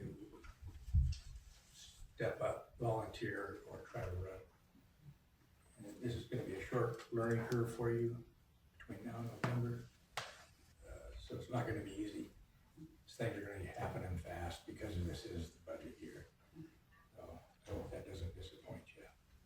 That you're willing to put the time in and the work and perfect. There you go. Yeah, just like I say, I got time on my hands. Perfect. 24 hours a day. You won't. Thank you. Mm-hmm. I'm trying to think of something. What do you think your strongest attribute or use would be to bring to council to be able to put up with us? Yeah, you're asking me now? Well, I don't know who goes first. I'm thinking that. Him? Yeah, It's back to Larry. put up- It's back to Larry. I can put up with you guys. I guess. I don't know you guys very well yet, but I can put up with people. I get along with people real well, you know. I was on a Little League board of directors. I went to a lot of Little League conventions, stuff like that, and interact with people, you know, I can answer questions, I can make decisions. So, you know, I can put up with all you guys. Thank you. I'm the youngest in a large family, and I was always the peacemaker, so I think working with, and I've worked with the public my whole life, so I'm used to various personalities, if you will. And in college, I kind of floated around a bunch of different subjects. So I studied a little psychology, a little business, a little accounting, a little science, just enough to be dangerous playing Trivial Pursuit. And I find people fascinating. So I think getting to know everyone will be interesting. Everybody's got a story, everybody's got a past, everybody has a life. And as long as you respect one another, you can agree to disagree on things and not get nasty about them if necessary, maybe. But I just think it's about respect. You have to respect your peers and other individuals when you're trying to make a decision. Everybody's entitled to their opinion and, you know, talking things out. That's the best answer I have for you, Lucy. That was a good question. Okay, well, I'll just throw one more, and then if nobody has any others, then we can deliberate. But, so my last one would just be, what is, I guess like the number one thing Sheridan can approve on, and then what is something about Sheridan? Something in, some best thing you like about Sheridan? Well, my biggest concern has been the water and the water situation and the water testing, and I'm very happy to hear that we're going to be doing more testing. As I had said to you in the past, there are days that I will take a shower and I don't stop itching. And I thought, oh, I'm allergic to this detergent, I'm allergic to this soap, I'm allergic to whatever. And I've changed all of that. And still, it's random, and I still think it's something with the water, and if there's something I can help push forward or have a personal perspective on as a citizen of this city who's been affected by it, I'd love to be part of it. What do I love the most? I just think it's a beautiful scenic area, and the improvements that we can make downtown could draw so many more people to enjoy that beauty, and the parks that we're doing for the community and helping people be outside and enjoy. I love the Memorial Park and it being on the river and being able to see recently the bald eagle I've seen numerous times, and the wildlife. I'm a little bit of a bird nerd. I love the nature. We'll let Larry answer, and then I'll kick over to Ian, but go ahead, Larry. Okay, I'd like the streets to be done. The streets is one of the biggest problems in Sheridan area, is the streets. And the water is, I don't drink Sheridan water, I use Kagan water. It runs through a Kagan machine. And it runs through a machine and takes all the impurities out of it.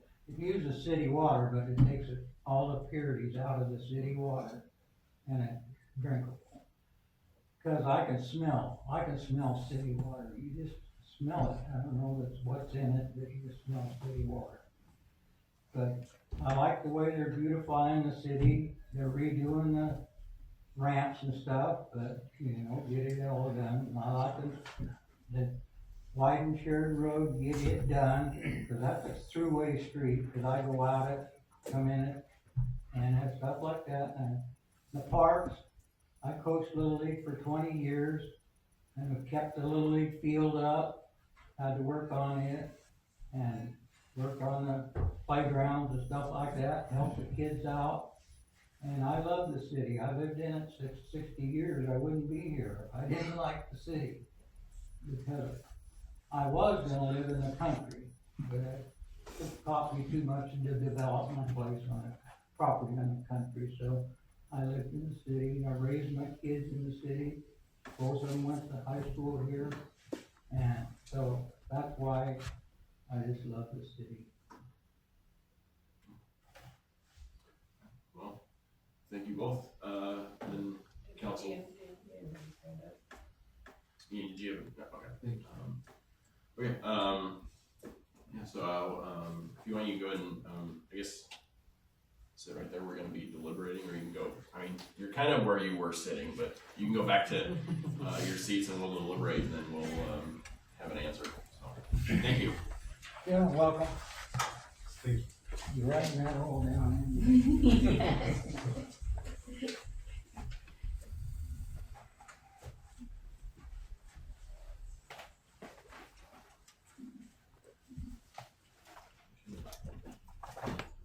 Before we deliberate, I'll just say, even if you don't get selected by here, I'll encourage you to run. That's how I got on council and I'm here and all that stuff. I said that last time, but I just wanted encourage that if you aren't selected, then don't let that deter you from applying to run for election. So I just wanted to put that out there before we start. Ian, did you want to go first? I believe that Preston had some thoughts about the selection of new council members or not, and I kind of wanted to hear from him first about what he thought as the city manager moving forward about us selecting a new council member, being that we put our trust in him to run the city. So I'd like to hear his opinion.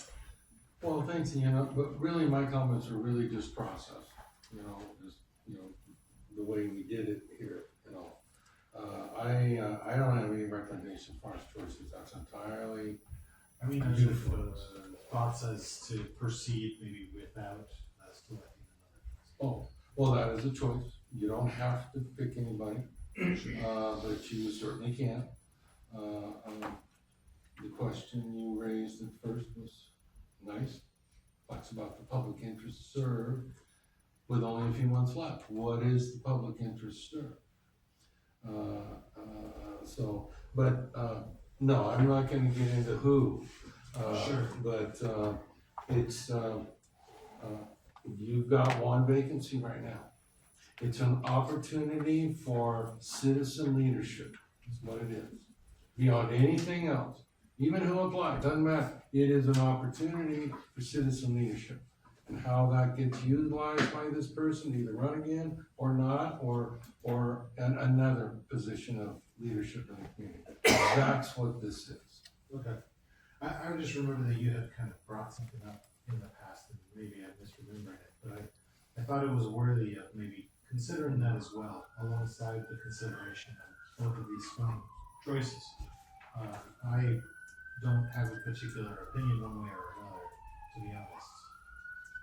Did it have to do with when we didn't get any applicants? Was it around then? I think it was that we were wondering as if to whether or not it would serve the community to select another person and then have to train them and get them up. And it sounds like both of them would even run for the election, which is, to me, the part that is like, yes, we want you to do that, please. Right. This is not just a filling a position for a few months. But we would want them to continue on, probably. Obviously, it would be up to us then to get to the voters. Right. Well. Other, Jim, do you have? Oh, I don't know if we're getting ready to decide who, but, my criteria that I applied before is that you, and Denny, and, Rose, whose last name I can't remember, but all of the people that, have applied, for interim positions, had been aware of how the council works. They've either been to meetings or they watched meetings, and you've specifically said that I always ask, have you read the city charter yet? And you managed to bring that up even before I had a chance to ask you. And that to me is really important, not because it's a current document, but it's what we have to use, it's the way we do things. So, both of these people are excellent. They, and whoever doesn't get selected can, run in November and possibly get elected. But, tonight, I'm leaning toward Jules just because she has more experience in what we do and how we do it here, having seen meetings and having read stuff. Peter? Yeah, the things that struck me about each of you is Jules was sort of more civically minded, and Larry was more about time in the community and service to neighbors and things of that nature. And entirely agreeing with Jim. I'm leaning towards Jules just because of the civic mindedness and how important that is on a council position.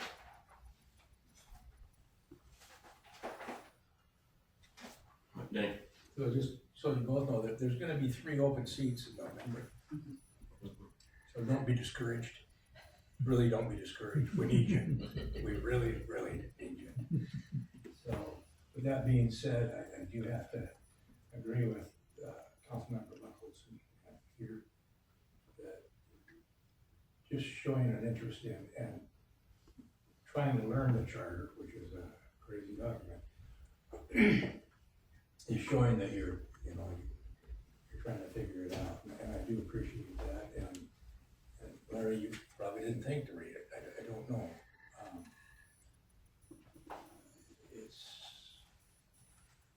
I attended I don't know how many meetings before I was appointed.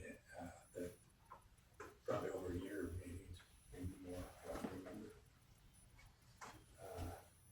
Because I wanted to learn how it all worked. And so it's just and this is kind of coming on quick here, because, I mean, we didn't think anybody was gonna even show up. So, I do appreciate it, though. I am leaning towards Jules a little bit, because she has watched a few meetings and read the charter. And I'm just gonna leave it at that, thank you. Oh, that means are you gonna say something, question? You want to turn? No, you go ahead. But, like I said, both of you, I've known Jules and I've known Larry. And, with our community and, I heard points brought up tonight. I was even talking to Preston earlier and I was thinking, yeah, the community's not gonna like that.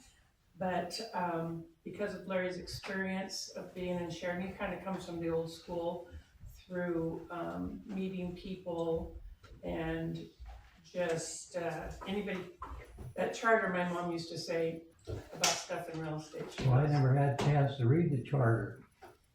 I don't know, do you have a, I don't use the website stuff at all, so I would be kind of like that too, you know what I mean? Yeah. But, my mom used to say things like, read it, memorize it, and forget it, because you're never gonna use it. And that was kind of rough, trying to learn how to do real estate. But I do know that our charter, we're supposed to be going through it, aren't we? Aren't we supposed to be doing that?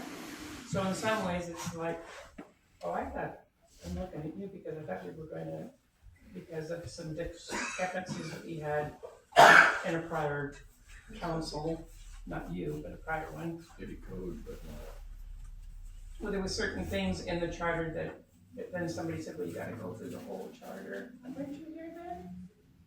Did you hear something like that? amending the charter requires a vote, so yeah, it is a little bit more. But I just know that we weren't happy with the way it was. I don't think they've been happy for a long Yeah, time. I think what we said was that it needs to be redone. Getting it done is such a challenge because, first of all, you would hope that the people have read how bad it is, and then show them a new version that's gonna be so much better, and convince them that, yes, we should vote yes to get that done. I think that's what we said. And, well, cause I don't know if anybody else was here except maybe you and me. I might be one of the reasons why nobody remembers it, but, it was discussed. And so for me, I'm sure that if Larry had that charter, he could read that and then he'd say, well, don't take that too literally while you're at it, because, you know, it is outdated. It's outdated. There's a summary of it. It's outdated, but it's kind of a guider's rule of thumb. But because he knows the community so well and gets along with, I've known Larry for a long time. I've never heard him get upset. And even when I thought he might be validated, that with his relationships in the community and just that honest, caring, because you've been here for so long, I would lean towards, especially in this interim, because right now you're looking at hitting, and Jules is relatively new. I see her down at the veterinarian clinic. That's, you know, and I knew you before that, but I mean, we'll just talk about, you know, your business. And, you know, it's like, but Larry's more of a household recommendation. And the fact that he cares about the kids and raising his family and helping with the city to catch feral cats, which, by the way, were not his, but he did help catch them. You know, there's just some things that aren't documented that are just there, so I'm leaning towards Larry. Yeah, just, we're not here to discuss the charter right now, we're here to discuss an appointment of a council member. So that charter thing is a completely different subject. Yeah, but everybody mentioned it, so I did too. Not the doing the charter, just reading the charter. Whatever. Okay, Ian, did you have something? Sure, I called the previous question. Okay. I don't think There was, we don't have yeah, there wasn't a motion yet. Would you like to make the motion? No. Okay. What is the motion you're looking To appoint. Right, so we're not it's not gonna be like an election or, you know, Elvin case, what is? Yeah, I would have to say, pick, yeah, okay, in my case, since I was leaning toward Jules, I would say, I make a motion that we appoint, I'm gonna use your full name, Julianne Allen to the open seat on the council. For a term not to Oh, for a exceed. term, that expires, at the end of the year. Correct. Second. December 31st. Okay, I think that's right, yeah, that was good. Any other discussion? Okay, well, I'll call for a vote then, all in favor? Okay, opposed? Okay, well, that motion passes. Oh, all right, well, congratulations, Jules. You can. Don't give up, Larry. Yeah. Agreed. Yeah. Congratulations. Thank you. Yeah. Thank you. Congratulations. Thank you, Larry. Thanks for coming. We'll see you in November. Yeah. Yes, Larry, please run. Oh, Yeah. okay. Yeah, we need lots of people. Okay. Good people. Larry, just be advised, as Cale said, he was in your position, he didn't get selected, so he ran to get where he is now, so. Yeah, I applied and didn't get picked, but here I am. And there was that for you. Oh, Correction. Sorry. She can handle it.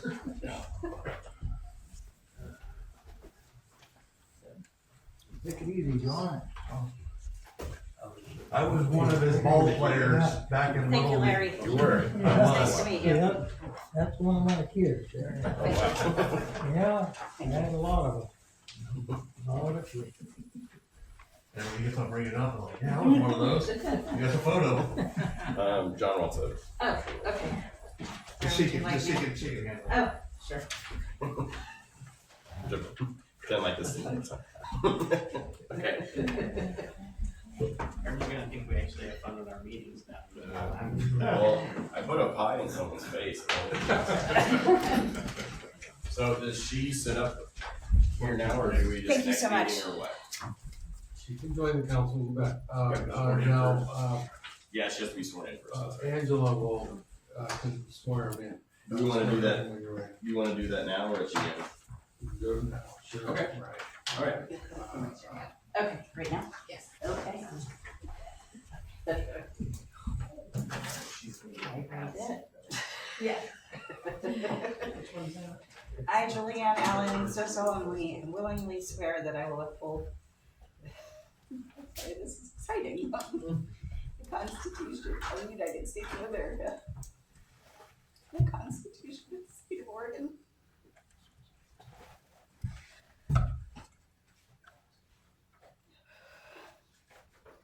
The Charter of the City of Sheridan, and the ordinances of the City of Sheridan, and that I will faithfully and honestly perform the duties of this office to the best of my ability. Thank you.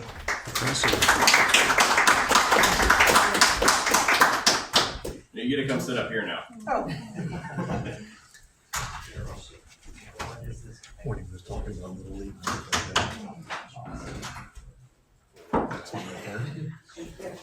Thank you. Normally we would do this at the next meeting, but our next meeting is the budget meeting, and so we wanted to have kind of fast track the application so they're able to participate in the budget process. So, you can have the rest of my packet. Okay, thank you. That's for the rest of the meeting materials. Okay. I'll look at Jim's. There's a. Oh, is there? Okay, great. Your Honor, if I might also mention, there is a, this being an election year, depending on the amount of people who file, what I have done in the past is invited in all the applicants to give them an overview of the city and answer questions. And Jules can be a part of that. Looking forward, when the new council gets seated in January of next year, you'll have mayor and 3 councilors. We will, in the first quarter of 2027, have an orientation with the council. That's generally where the mayor, city attorney, myself, we spend a work session going through orientation. All the issues that we feel you need to know. And we get you plugged into other training through League of Oregon Cities and everything. Otherwise, we're here. We're here for you, to support you, to be a good counselor. Thank you. And welcome. Thank you. Yes, Jim. Thank you. What Marianne, what Yvonne did, which is, I think, very nice and very helpful. I think she made a onboarding packet, just basically a binder with the city charter, the Sheridan personnel manual, calculated budget, or something else. It was a nice binder to give to new people, to let them, I wasn't new when I got it either, and it's still helpful to have all that stuff. I have that whole thing right here. So. Yeah, there you go. So yeah, if that came from Yvonne, maybe Angela, do you think you could see about digging that kind of stuff up for her? That'd be great. Thank you. Okay, well, hold on, let me find. So, now, up next we have the Public Works Director's Report, which starts on 123.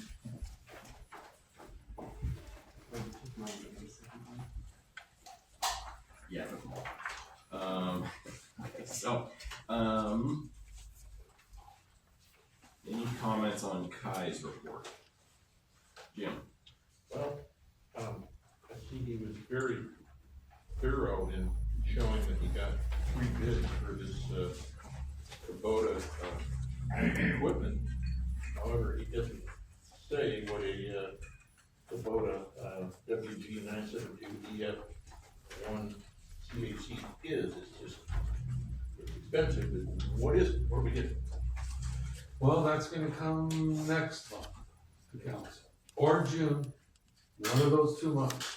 What he's doing there is planting the seed for 2 major pieces of equipment that have been on our budget to purchase this year. And he'll much better able to explain whatever places and how that'll be used. We got a price, right?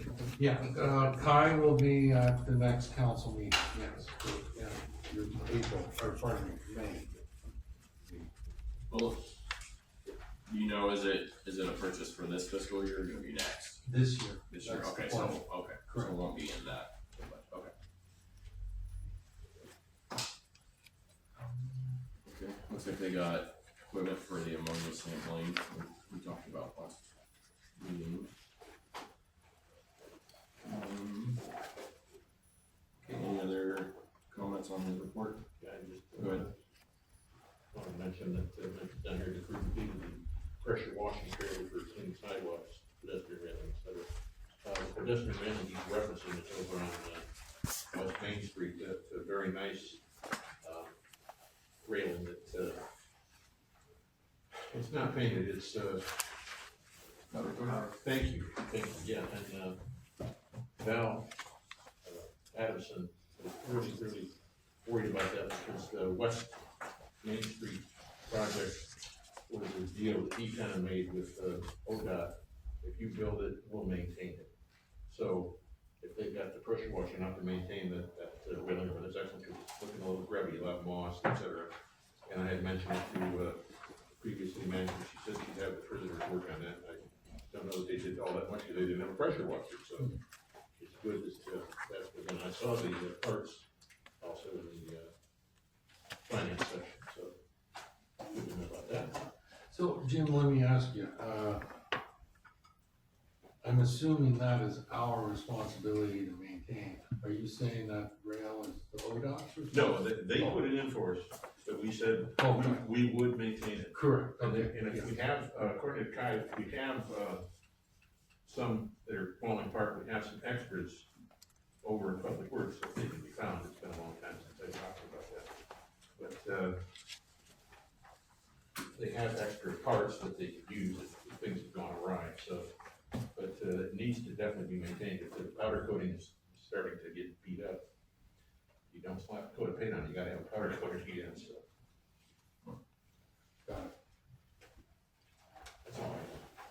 Any other? Do they have a power washer now? And it seems like I've seen them power washing that mess in the sidewalks off before. I imagine they do. Yeah. So,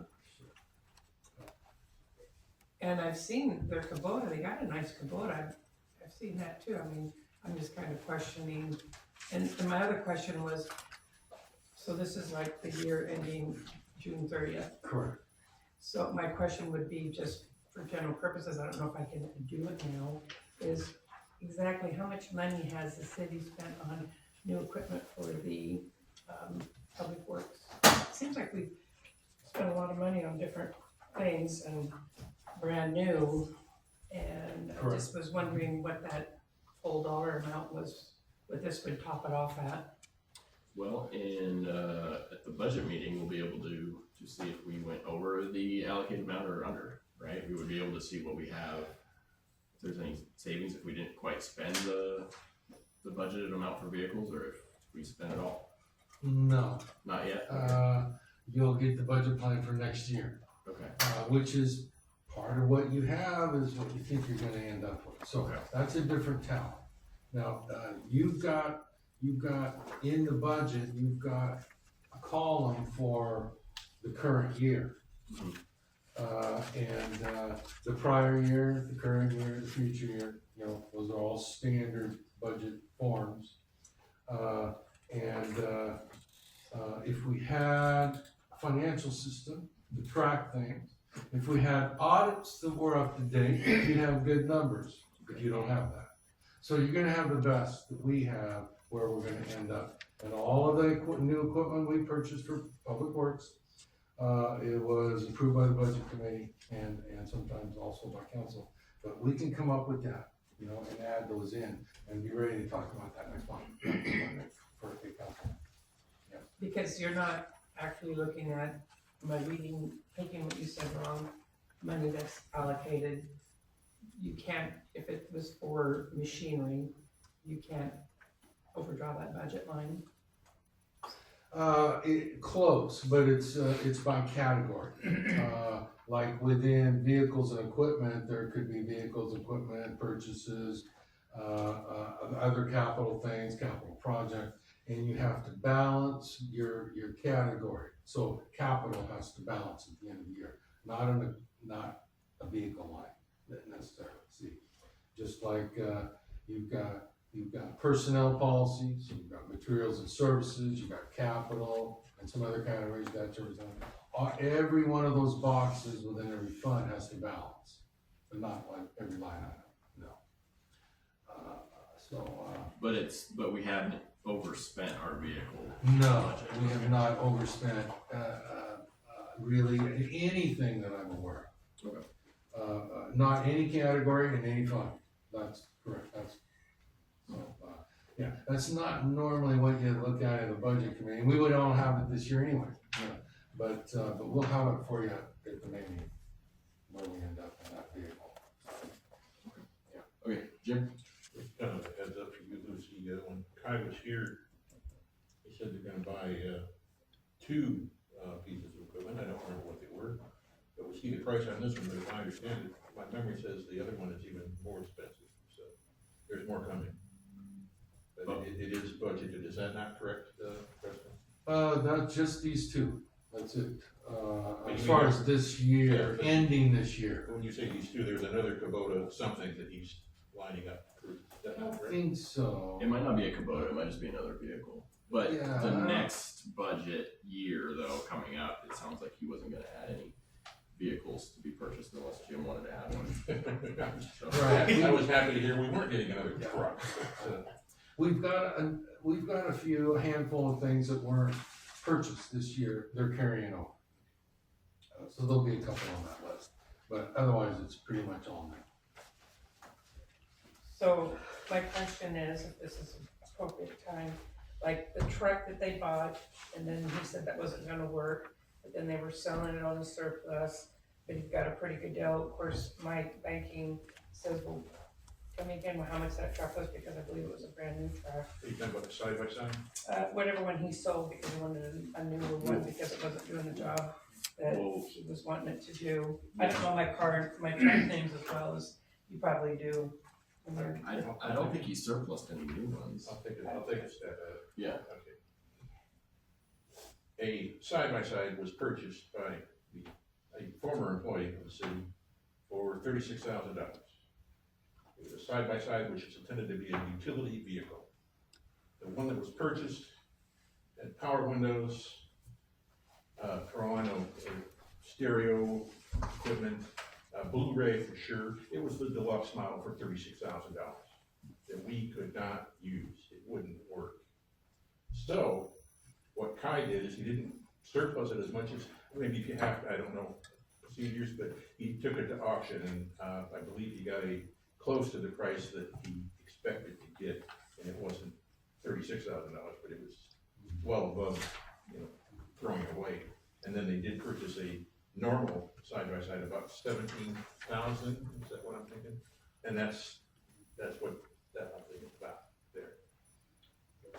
How come they couldn't? So back to the, why it wouldn't function, it was a 6-passenger Well, with a long wheelbase. It's not relevant So to it this wouldn't work. question. She wants to know how much we spent on public works vehicles this year, which is a question that Preston and staff can answer.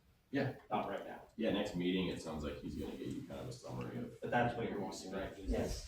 Yeah. Yeah. And it looks like this one coming up is gonna, well, we'll ask Kai about it, but it looks like it's more of like has some mower stuff on it, so. But, okay. Other public works report questions? Okay, well, then we can move on to the library report, which is on 131. And this coming week is this week, sorry, today is National Library Week. We saw the little beginning of our packet in the flyer. So they have things going on at the library all week. Jim, go ahead. I always like to look back to the previous month and see how they compare, and so this month was apparently a slightly slower month. It wasn't like they were goofing off over there. They had 68 computers. All the numbers last month were slightly larger than this month, except for the total circulation, which was 1,430 last month and 1,572 this month. So we're still moving a lot of folks over here. And they also mentioned that for the fiscal year, they were their computer usage was 508 hours and 16 minutes, and I didn't bother to do math on that, but that sounds like a lot of people are using the computers for good things, so. People can use those computers for lots of different things. It looks like they've been applying for jobs, schooling, unemployment, things like that. It's great staff are willing to help people on computers and applying for those sorts of things, but not necessarily what they're there for, but that's great that they're able to provide that. Yeah, I think the library is one of our best resources under. I mean, people don't have the computer to make a resume, go to the library and make a resume on the computer. And if they can help you, great, so it's even better to get employment. So I really like the library. Any other comments on that one, on that report?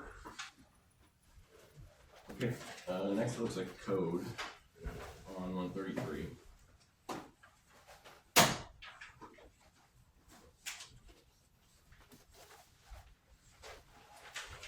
Any comments on this one? Yeah. I'm gonna start from the back page. It looks like, well, actually, start on the same on the front page, down under tows completed 0, and on the back page, page 140, it shows we got a couple we have 3 that are pending, but a bunch of others have been closed, so we don't have too many.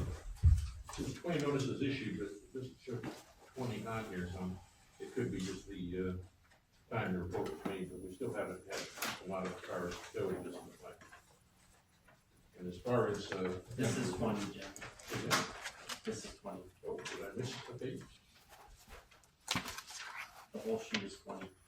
Is that 20? Yeah. What do you think? Can't count or can't, my spatial reactions are not appropriate. I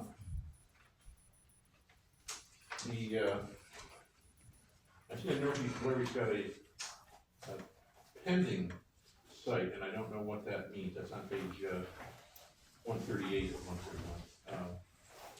783 Northeast Square is open, pending a site. Is he saying that it's past its third notice of violation, or I don't understand what that is?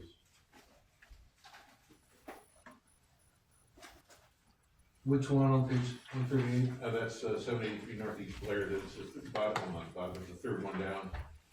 It just says open pending site, and plus it doesn't, under the date the case was open, it says unknown. Or maybe that's closed, I don't know which column is it It later. could be just a pending site or that it's been cited and then, we're in compliance and it was cited again, but yeah, it looks like it was open back in 2022, so. Yeah, it's been a very long time, whatever it is, and I noticed that. And, I did notice, yeah, on page 136, 403 Northeast Faulkner Street, it's open and facing there, final violation.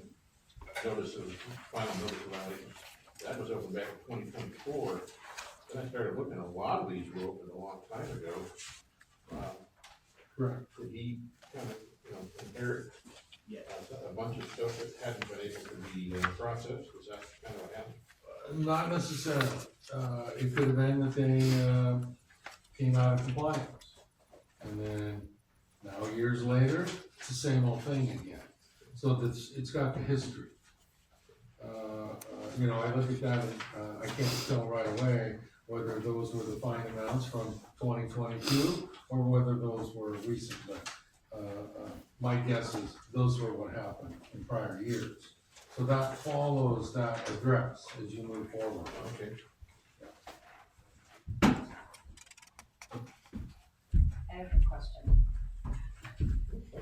When it says dead storage, does that mean like the vehicle's dead and it's just in storage and it's a violation, or is there a different meaning for that? Good question, Jules. I don't know. Okay. I'd have to find out. It's a quote from our code. Really, we page use the 140. dead storage in the code? So it's saying if it's, Okay. it's a dead or If it appears or it's being inoperable. stored in another two, it's two sides of the same thing. Okay, thank you. I haven't heard that term before, but it apparently applies to an inoperable vehicle. And whether it's licensed or not, it's gotta be operable. Okay. If you're not licensed, that's another reason why it should be towed. It's not, it's stored on the right of way, it's inoperable, and that's the dead vehicle we're referring to. Thank you.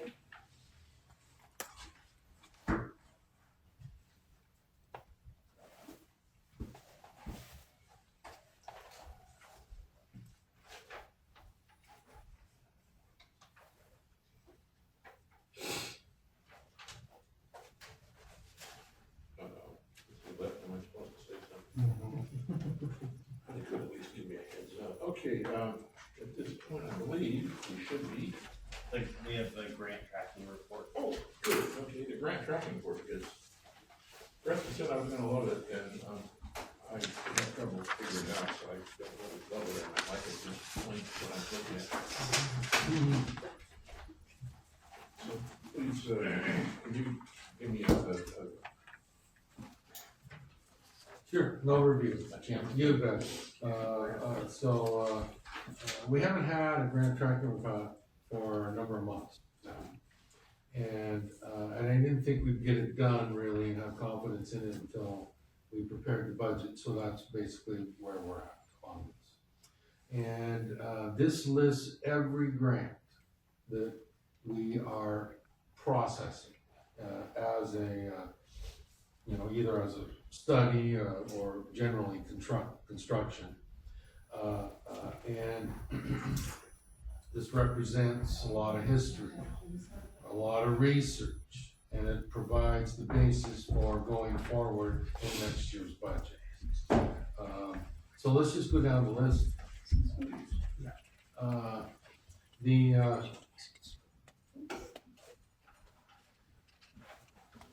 The first grant there is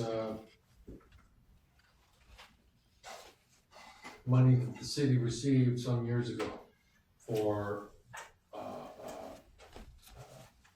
American Recovery Act funds. Some of that has been spent, and so you see what is carrying forward to future years. The second one, you can see that the grant amount for Southside Park, the amount spent is quite above that. We're basically underwater for $176,000. And that's no surprise to people, but now we have confidence in the numbers. And as you'll see next year, finishing Southside Park, we got another couple $100,000 to spend. By the time it's done, okay, yeah, you'll have $900 and some thousand spent on a grant that's $558.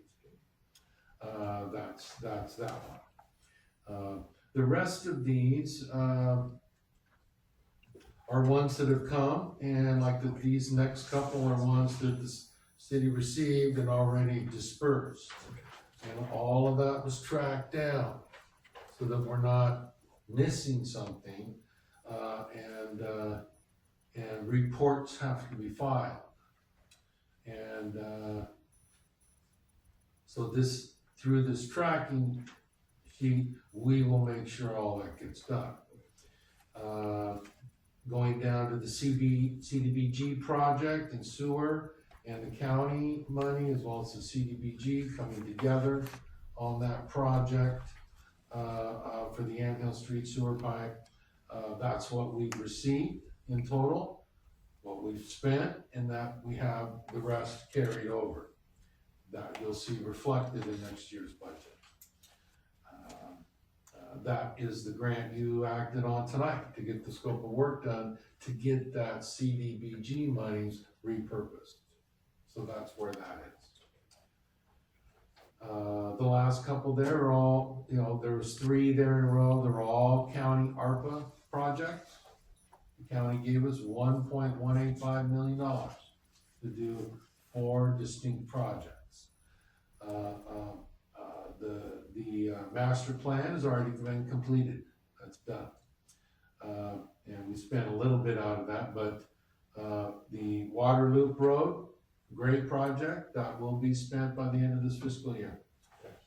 The other $400,000 in water, that's carried over into next year. And then the last one is a new grant that we've been awarded, and we haven't received it yet, but this is the $50,000 for the IGA to do the non-point source water analysis for the 3 states. So you'll notice the column there, it says received. Real simple. Have we received those monies or not? And no means it's going to be reimbursed, you see. So we've got 2 in there that are no's. The big one is Southside Park. We haven't received any money for that, and we're looking to get reimbursed for that $558 at some point. And we certainly spent a lot on it. We got a lot more to spend. So one thing I'll talk about briefly at the budget meeting, and I've mentioned it to a few folks here. I don't know if we talked about it, Council. The idea of the Southside grant, $250,000 for pedestrian bridge.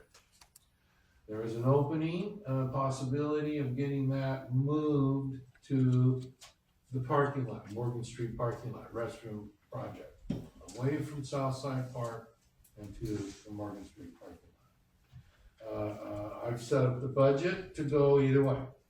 We're gonna give either Southside Park done, or we're gonna use it in the Hebert Memorial Phase 3. Either way the council goes and the state allows us, we'll be ready to do the budget, either way. But by the time we finish our final quarterly report on this grant, we're gonna need to make the request to repurpose at that time. My guess is June. We'll need to figure it out if that's what we wanna do in June. The people I've talked to, even on the Park and Rec Committee, think that using that money for the Morgan Street parking lot and restrooms, there will be much greater public benefit there than at Southside Park. So this is something the council's discussed in the past, you might recall. But there was not an opportunity to proceed. Now we do. So anyway, this is the status of all the grants and how that plays into next fiscal year. And I feel real good about this. And my purpose is to come in and set a budget every year.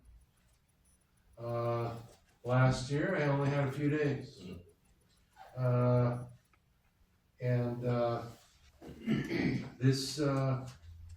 The city's been a challenge because of grants and long-term multi-year projects and where that money is now.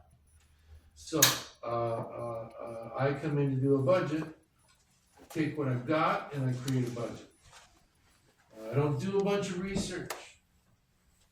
You should never have to do that if your audits are up to date. Jim, I'm preaching to the choir. Yes. It's put a lot of pressure on the city and the staff to try and get this right. Well, I can guarantee it's not gonna be right. It's gonna be very close. And we're not gonna know exactly what it is until we get our audit done in July or August. But I wanna tell you that we have Amber Mathieson as our assistant city manager / finance director. She's an award-winning finance director. She likes accuracy. She's doing research on all of this and finding out better numbers. Thank you, Amber. So, like I said, you shouldn't have to do this, but we'll get a little more of this. This will be part of my budget presentation, of how we're getting this fixed. And I just want to take a moment and say how great it is to have Amber on staff. Do you like it any better now, Jim? That's a little easier to understand, yes. Good. Some of the numbers aren't quite what I expected. No, if that's what you say they are, I'm not gonna argue with you about that. Ian? Do you have a question? I do, but you go first. You might be asking what I need to know. I don't know. I know that this is not, I don't want to put you on the spot, Chris. So please understand that first. And come back to us maybe with an answer about this. But I want to know what the hell's going on with Southside Park. What went wrong? What happened? Why are we looking at going in the hole on this? Because we can't afford to go in the hole on things. And so we need to have some sort of evaluation so that us as a council, we can understand. And again, have accountability to the public about where we went wrong as a city in this situation, because we shouldn't be going into the hole on this on a park that's not even done. And I hesitate to try to, I trust your leadership in moving and negotiating, these funds around to a better outcome for the city, so thank you for that. However, I am very concerned about the Southside Park, and I would like to see some accounting for what the hell's going on.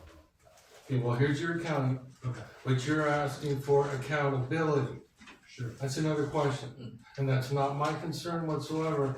You're gonna have to follow up on that as a council once we get our budget done. You wanna go backwards and find blame or whatever, you can do that, but I am trying to move the city forward. I'm not trying to explain how things got messed up. But we are gonna have a conversation at some point about the bad decisions that have been made and how to avoid those in the future. That's about a good decision-making process, having proper oversight of your city manager and doing collaborative decision-making on all important things, administrative and policy. There's an art to it. So we want to talk about it, I think, in light of going forward so that doesn't happen again. That's excellent, and thank you for that, Chris. Sorry, I'm a little late. We just got balance today in our budget.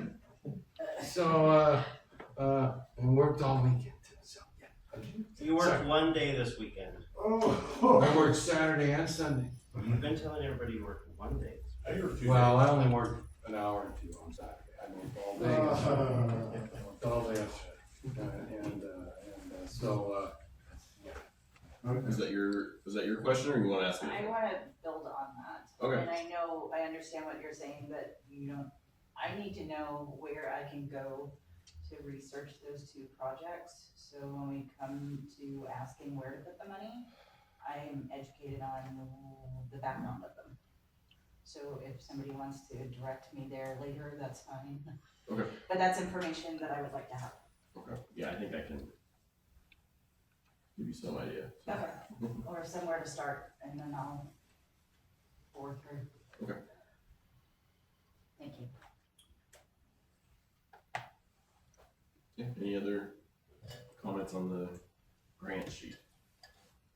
I'm assuming you wanna finish Southside Park. And I'm assuming you're gonna wanna do that, cause it's the right thing to do. And that should be the focus of the budget committee, not who's to blame. You can do that later. Okay, Jim? This isn't blame oriented, but yeah, we want to get Southside Park done. But isn't it more or less we have to get Southside Park done, or we just lose all that grant money? Because we said we were gonna do this, they said, okay, you do that, we'll give you this much money. Well, we only did this, they want us to finish it before they give us our money, is that? That's what I Correct. understand, okay. Correct, and being reimbursed for precisely what's in the grant. Yes. And a part of the shifting in all of this is because we've got a bridge already made. We've got the bridge, the manufactured, needs to be installed for another 100,000, but it was manufactured at 150,000, just exactly what the grant figured, $250,000. Well, you'll see in the budget, we got a need for a bridge over East Creek. And there's another 250,000 we're gonna have to spend to do a bridge. So this isn't about saving the water fund. The water fund's gonna pay for that bridge no matter what. It really comes down to shifting it from 250,000 from Southside Park of the 558 to phase 3. Cause the bridge is already built, for one thing, I mean, it's just kind of, an odd little twist in that, Jim, whether that is gonna happen or not, we don't know. The budget, it will adapt to whatever the decision is. But that's what I've been told is Parks Council discussed in the past doing that. And I think we got an opportunity now. Yeah, I believe we did. And the thing with East Creek is that is,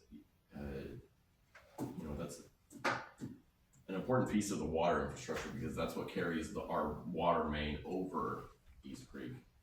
And if, the bridge is still there, which is good, but if it goes out, then that's a big chunk of pipe that, go We're with it. looking at another major interruption service to the city.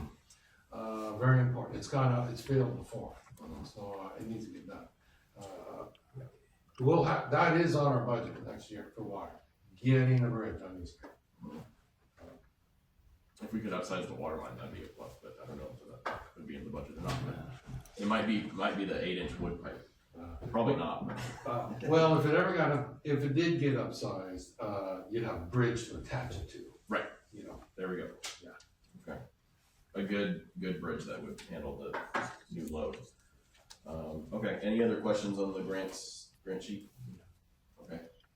Well, Preston, I think this is, I know you already presented the grant sheet, but it's up to your department report now. Oh, great, thank you.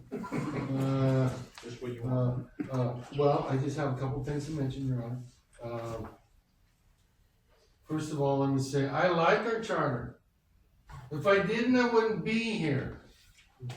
You know, last budget committee presentation, I talked about restoring the community's faith in the office of the city manager. And I think we've done that. That's why you've asked me to stay.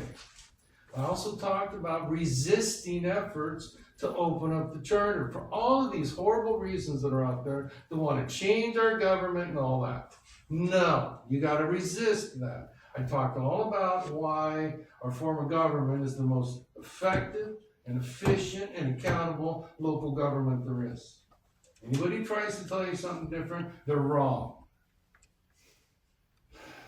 Do you have an opinion on that? I'm sorry.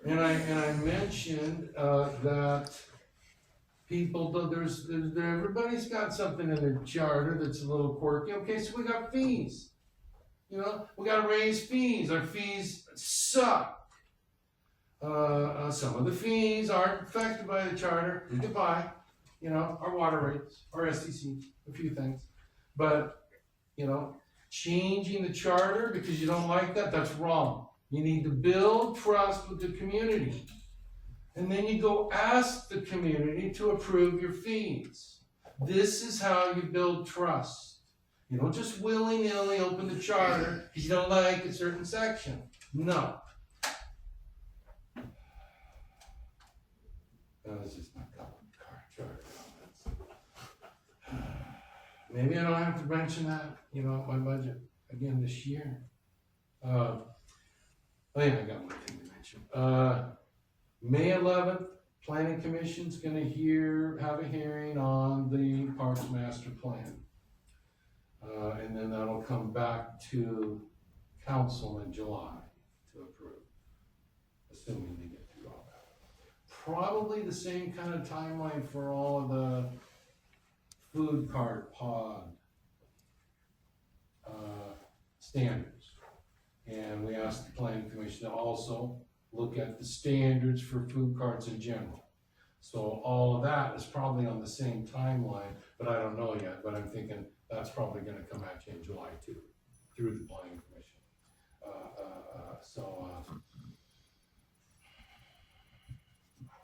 That's all I had, Your Honor. Okay. Thank you. Well, we have Mayor, Councilor comments. Jim, do you want to go first? Yeah, this is gonna sound like criticism, but it's not. When I talked to you earlier this month, I was saying there was a good chance that Sarah would get finished with her work, and then that would allow you to have better numbers to work with.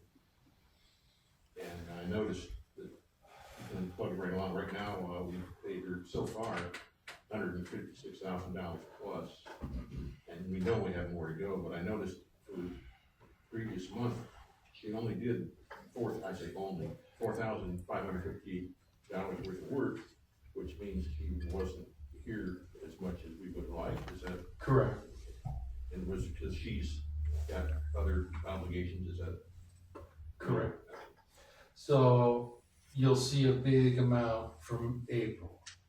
And it's not to give us better numbers for us to do our work. It's to satisfy the auditors so that they can begin their final audit, of which they will begin the final week in April. They're gonna come in and, you know, begin their audit process the last week of April. So we're kind of on track of all that. So my accounting shows that we've spent $172,000 for Sarah so far. Possibly, because I didn't go back into the time when we had the COG involved with working on our budget as well. It's all part of the same. Yeah, I know it is, but I just didn't go back into that. Harder to find. Yeah, and my guess is by the time we're done, it'll probably be close to 200. Along with the fines and penalties the city has suffered, you know, you're looking at probably about a $400,000 hit. Which I have to deal with in the budget next year, and you'll see that.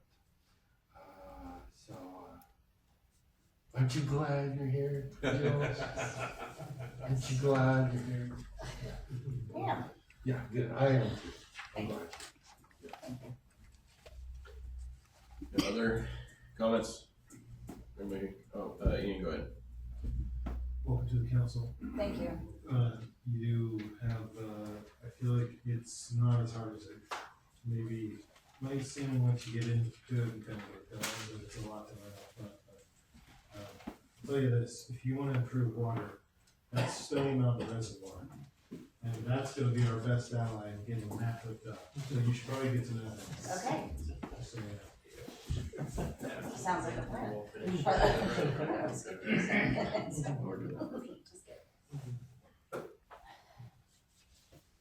Okay, Lucy.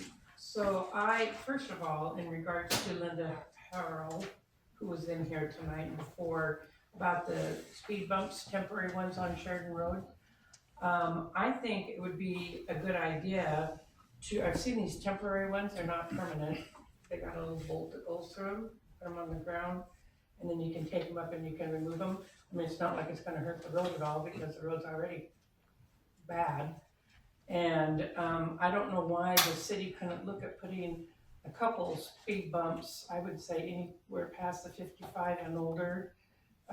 One by her house would be a good idea, but where they start to stretch from 18 into town. Because you got 2 stop signs, one by the 55 and older and then one by the Lutheran church. Not that that really stops them, but it does a little bit.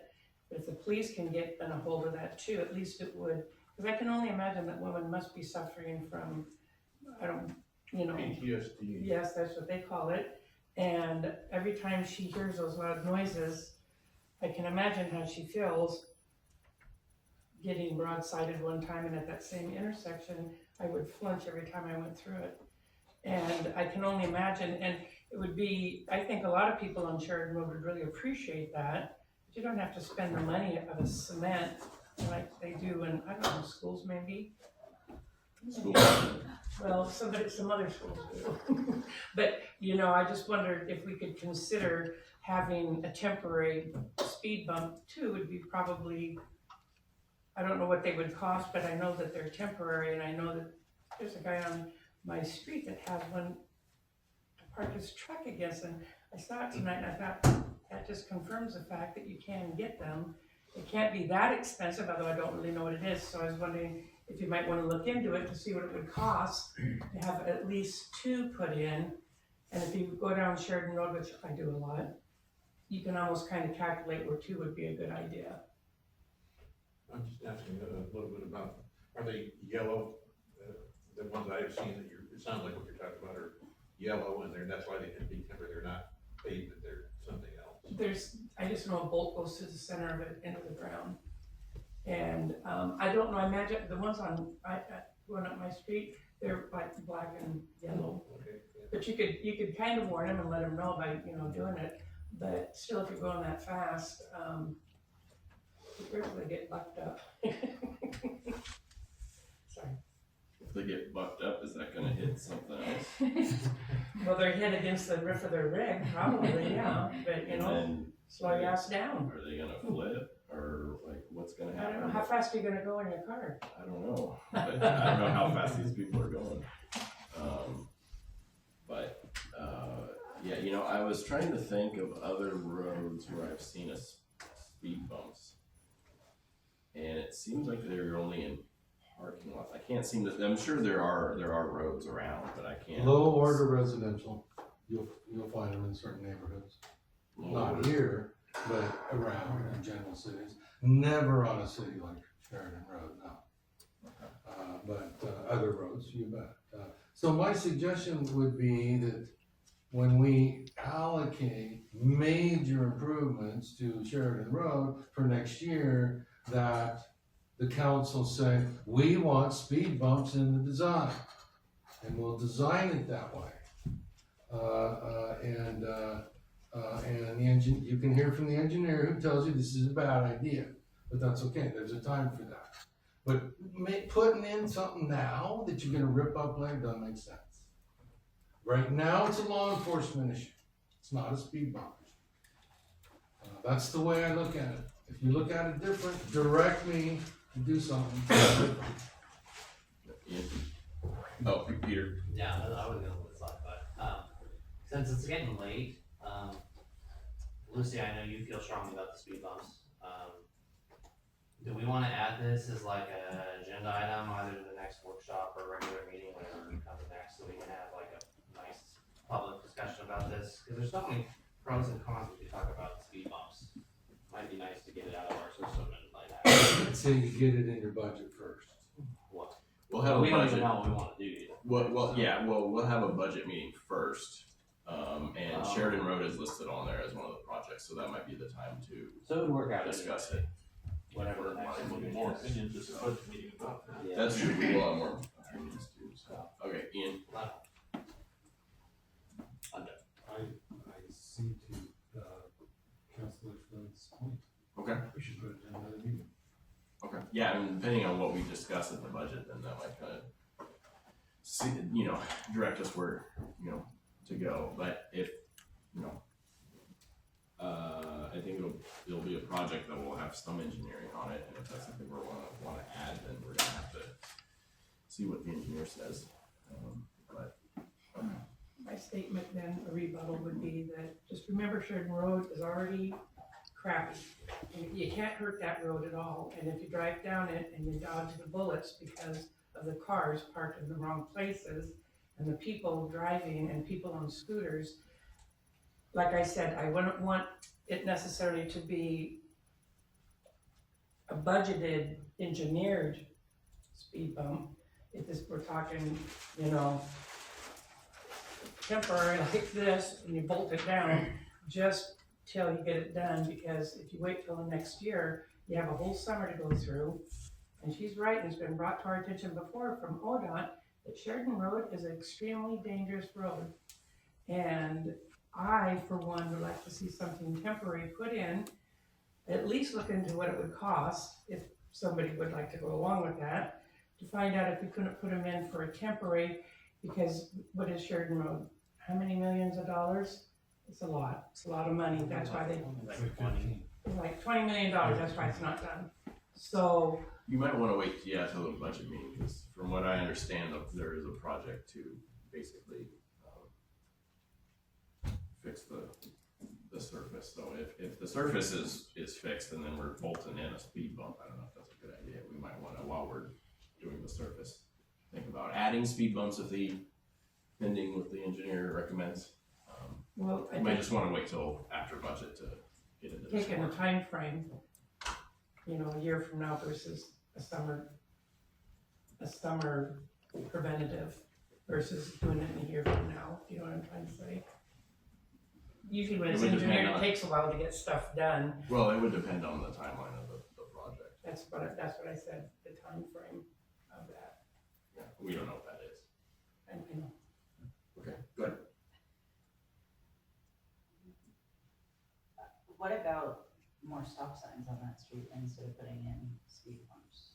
Like, is that another option, maybe stopping at different intersections and then they can't get up to speed? It's just another thought. Yeah, I think the thought is that if they're already speeding, they're kind of probably ignoring the stop signs. I agree. But from what I understand is that's why those stop signs were added in the first place years ago, was to deter speeding. But that's now only that small section, Yeah, where 2 stop yeah. signs are, just as an alternate option. But I think Preston's right, Yeah. it does need a lot of work. But, Yes. I totally think it needs enough work that it would warrant a work session, so. Yeah. That can be a topic, and then after budget, since that's on the 30th, we might know more, might have more to discuss at a work session.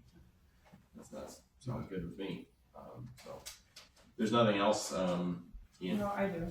Oh, sorry. Are you guys waiting, but just, I'm not ready for you guys then.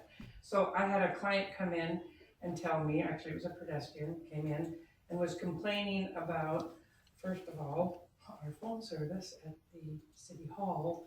No matter when they call, they're always put in a rotation and they're always taking a message, and they wanted to talk to somebody live. And I did say, well, you know, we're small in the town, I don't know why they couldn't personalize it, but I understand what you're saying, because I've called City Hall too, and I was on the rotation dial and then had to leave a message, and I kind of thought about walking over here just to get the answer I wanted, but I was in a hurry, so I did it. That's one thing, but then they came in and they actually asked about a public record request. And they just wanted to get the itemized complaints, emails, you know, the date and time of the complaints.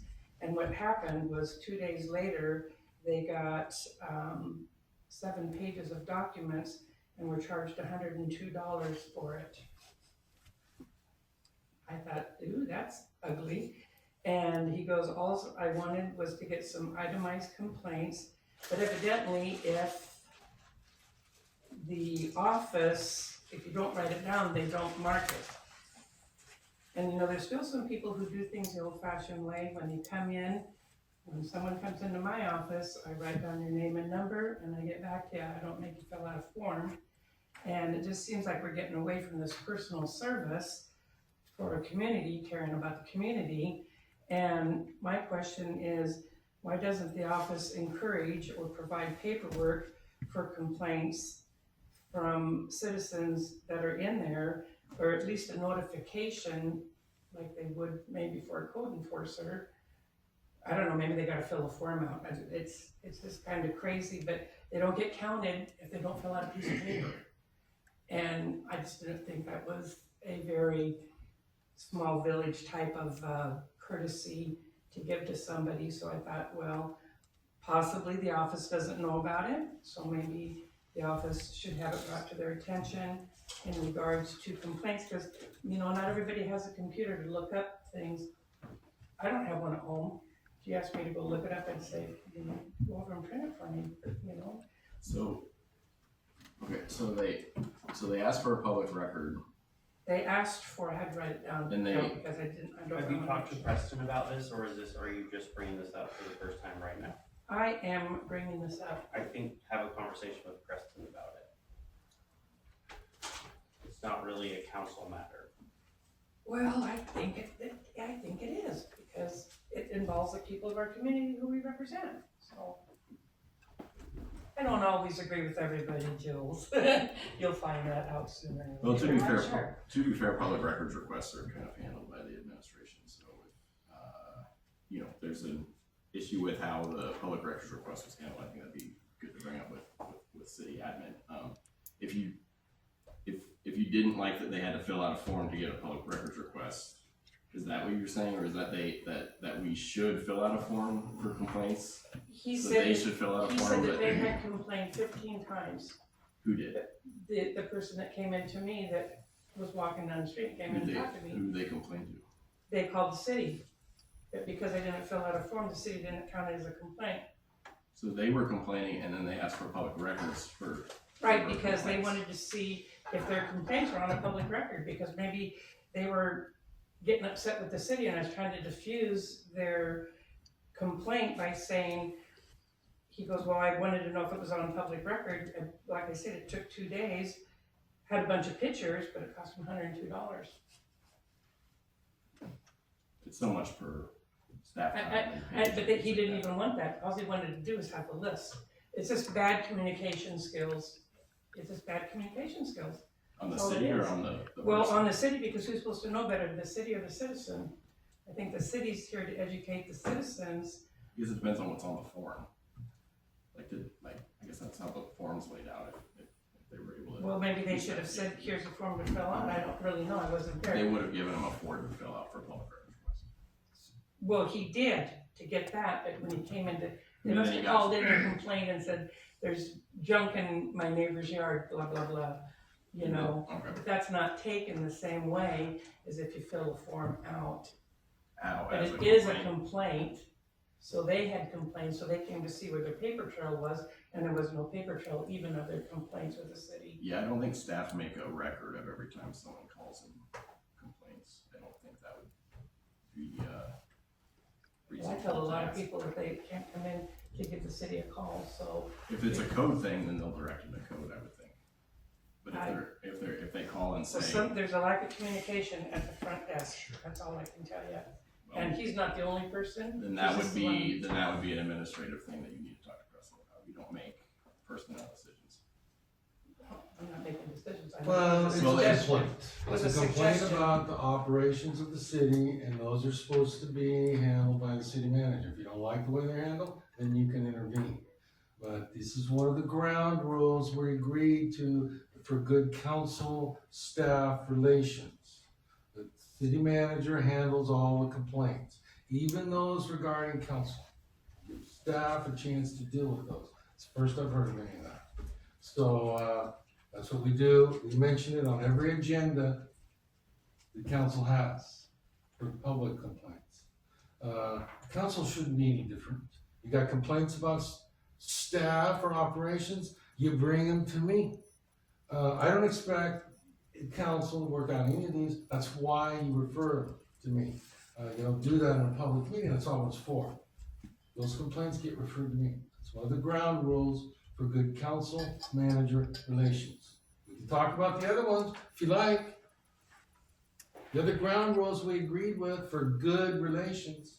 Maybe that That could was be one. the other part of the work session. Ian? I make a motion to adjourn. Second. Okay, any discussion? Okay, all in favor? All right, we're adjourned. It's like 8:57. All right. All right, thank you. Thank you, everyone. Yeah, thank you. Those guys on Ball Street, they're thinking about. Fresh meat. Following another one.